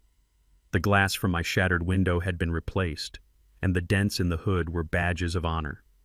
Now, I wasn't the man who was kicked out with 2 garbage bags. I was the owner of the dirt, and now, finally, I was the owner of the walls again. The house stood silent and dark, like a giant who had lost its soul. But as I stepped out of the truck, I felt the pulse of the land beneath my boots. It was waiting for the master to return, and I had a lot of work to do. I didn't go inside immediately. I stood on the sidewalk and watched as a white van pulled up behind me. The logo on the side said Jackson's Locksmith and Security. I had called them at 6 a.m. because I wanted the first sound in this house to be the sound of a new beginning. 3 men stepped out carrying heavy metal cases and spools of wire. They didn't ask questions. They knew me. They had worked on my job sites for 20 years. They knew that when Desmond Perkins calls for a change of locks, he means a total fortification. Change every cylinder, I told the lead smith, a man named Curtis, who had the steady hands of a surgeon. I want high-security deadbolts on every exterior door, and I want the smart system wiped clean. Change the codes to the garage, the gate, and the wine cellar. If a ghost tries to walk through these doors, I want the sirens to wake up the whole county. I walked through the house while they worked. It felt cold and hollow. The smell of Vivian's expensive candles was gone, replaced by the scent of stagnant water and disappointment. I walked into the master bedroom where the rain had leaked through the temporary flashing. The drywall was stained and bubbling a yellow bruise on the ceiling that Brad had ignored because he was too busy dreaming of glass towers. I didn't feel sad looking at it. I felt a strange kind of excitement. I was a builder, and I knew exactly how to fix a bruise. By noon, the house was buzzing with activity. A painting crew was already in the kitchen scraping away the eggshell white that Vivian loved so much. I told them to paint it a deep, warm navy blue, the color of the ocean. At night, I wanted the house to stop looking like a museum and start looking like a home again. The plumbers were in the basement restoring the water, and the electricians were in the yard resetting the main breaker. When the lights finally flickered on, the house seemed to let out a long-held breath. The hum of the refrigerator and the soft whir of the air conditioning were the sounds of a heart starting to beat again. I was standing on the front porch checking the tension on the new gate lock when I saw a yellow cab pull up at the curb. It stopped at the edge of the property because the driver didn't have the code to the gate. I watched through the iron bars as a woman stepped out. She looked small, she looked fragile, she looked like someone who had been walking in the rain for a very long time. It was Vivian. She didn't have her designer bags, she didn't have her silk scarves. She was wearing a simple cotton dress that looked like it had been bought at a grocery store. Her head was down, her shoulders were slumped, and she moved with the heavy gait of a woman who had run out of places to hide. She stood at the gate, looking at the keypad, her fingers hovering over the buttons. She tried the old code. I watched the small red light flash on the console indicating access, denied. She tried it again, then again, her movements becoming more frantic. Then she saw me. She looked up through the bars, her eyes wide and wet, her face a mask of exhaustion and shame. "Desmond," she called out, her voice thin and wavering. "Please open the gate." I didn't move, I didn't reach for the remote, I just stood there with my arms crossed, looking at her through the iron fence I had built to protect her. "I have a lot of work to do, Vivian," I said, my voice carrying across the lawn. "I don't have time for visitors, Desmond. Please," she sobbed, grabbing the bars with her thin hands. "I have nowhere else to go. The bank locked the apartment in the city because Brad didn't pay the deposit. Keisha won't answer her phone and I don't have a penny left in my name." I walked all the way from the bus station. "Desmond, my feet are bleeding. Please, I just need a place to sit down and some water." I looked at her feet and saw the cheap sandals she was wearing were indeed stained with blood. The queen of the manor was finally touching the dirt she had despised, and the dirt wasn't being kind to her. I felt a flicker of the old Desmond, the one who would have opened the gate in a heartbeat. But then I remembered the feeling of the concrete against my back. I remembered the sound of the bulldozer, and I remembered the look in her eyes. When she told me I was useless. "You chose your architect, Vivian," I said, "and you chose your structure. You wanted a divorce, you wanted the house, and you wanted me gone. Well, you got the divorce and you got the house, but then you sold it to me for $10,000. Remember, that was your choice, too."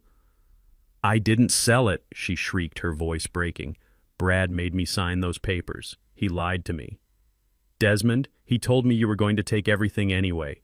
Please, I am 70 years old. You cannot leave me on the street like a dog." "I am not leaving you on the street," I corrected her.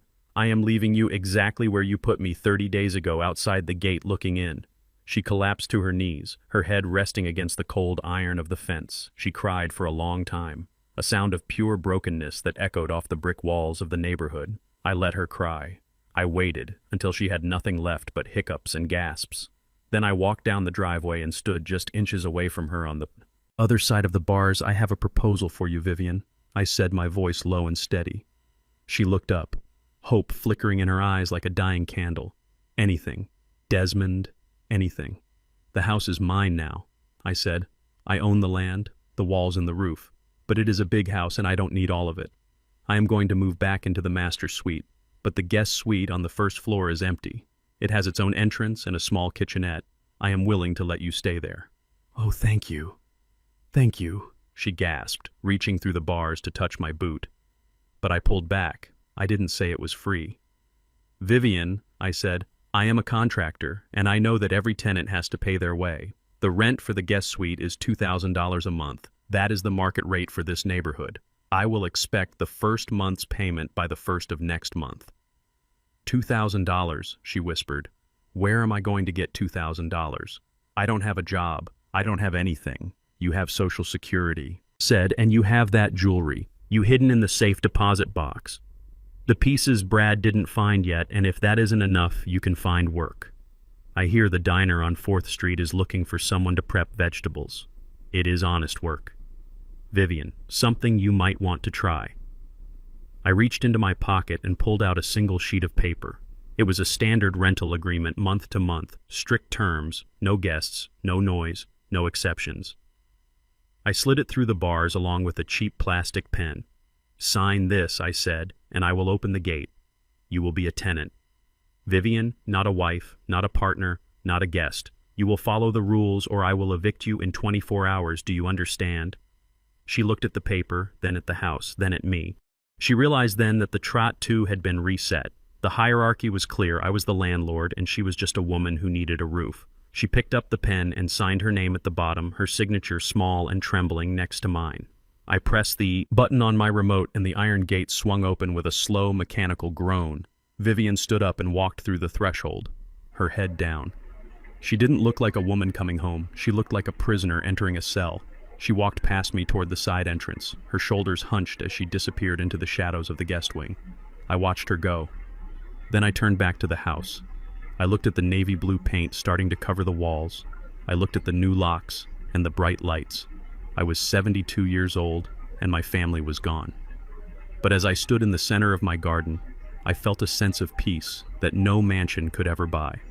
The structure was finally stable, the foundation was honest, and for the first time in 40 years, the man who built the house was finally the master of his own home.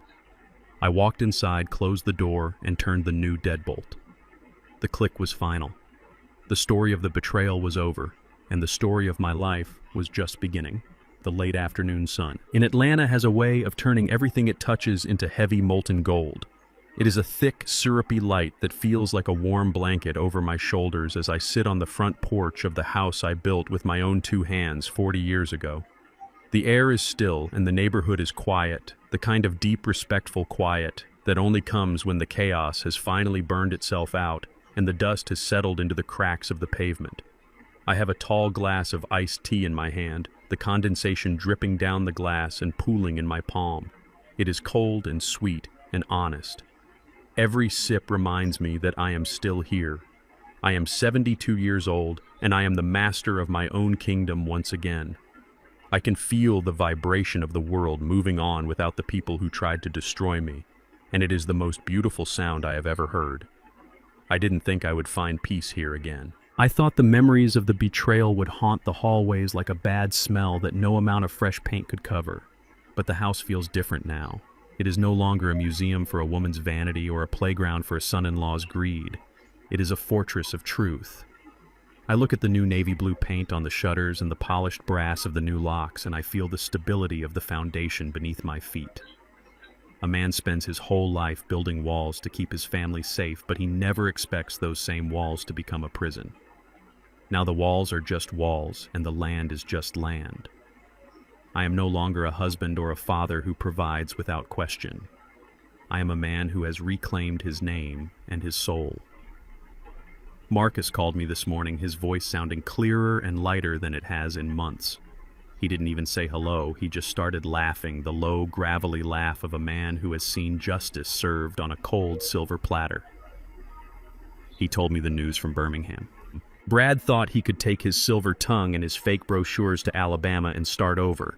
He thought the laws of gravity and morality didn't apply to him once he crossed the state line. He thought he could find a new group of investors to lie to and a new family to exploit, but he was wrong. The FBI caught up with him at a cheap airport hotel where he was trying to hide after another one of his bridge loans collapsed. They didn't care about his silk suits or his vision. They arrested him for federal wire fraud and interstate money laundering. Marcus said the silver Porsche was towed away on a flatbed, its tires screeching against the metal as if the car itself was trying to escape the shame. Brad was led out in handcuffs, wearing a wrinkled t-shirt and gym shorts. No cameras, no crowds of adoring fans, no champagne toasts, just the cold metal of the law clicking shut around his wrists. He is looking at 20 years in a federal facility where the only real estate he will be managing is a 6 by 8 foot cell with a bunk bed and a stainless steel toilet. The man who wanted to build a glass tower ended up in a stone cage, and the irony is as sharp as a razor. He thought he outsmarted the old man, but he ended up being the fool in his own play. I took the old Ford truck out for a drive yesterday afternoon. The engine roared to life with a steady, confident growl that felt like a heartbeat. I needed some nails for the fence repair, and I decided to stop at the big box store on the edge of town. I didn't expect to see her, but there she was at register 4. Keisha was standing there, her hair pulled back in a tight bun, her eyes shadowed by a weariness that looked permanent. She was wearing a cheap polyester vest with a name tag that said, Associate Keisha. She was scanning groceries for a woman who looked exactly like Vivian, used to look wealthy, impatient, and demanding. I watched my daughter for a minute from a distance. I saw her hand a bag of heavy canned goods to a customer and apologize for a glitch in the register system. Her hands were red and chapped from the cold air of the freezer aisles, and she looked 20 years older than she did a month ago. She looked up and saw me for a split second as I walked toward the exit. Our eyes locked, and I saw the recognition flash across her face, followed by a deep burning shame, and then a desperate hope that I would walk over and say the words she wanted to hear. I saw her lips move as if she were about to call out to me to ask for a loan or a place to sleep, or just a crumb of the love I used to give her so freely. But I didn't walk over. I didn't wave. I just paid for my nails at the self-checkout and walked out into the sun.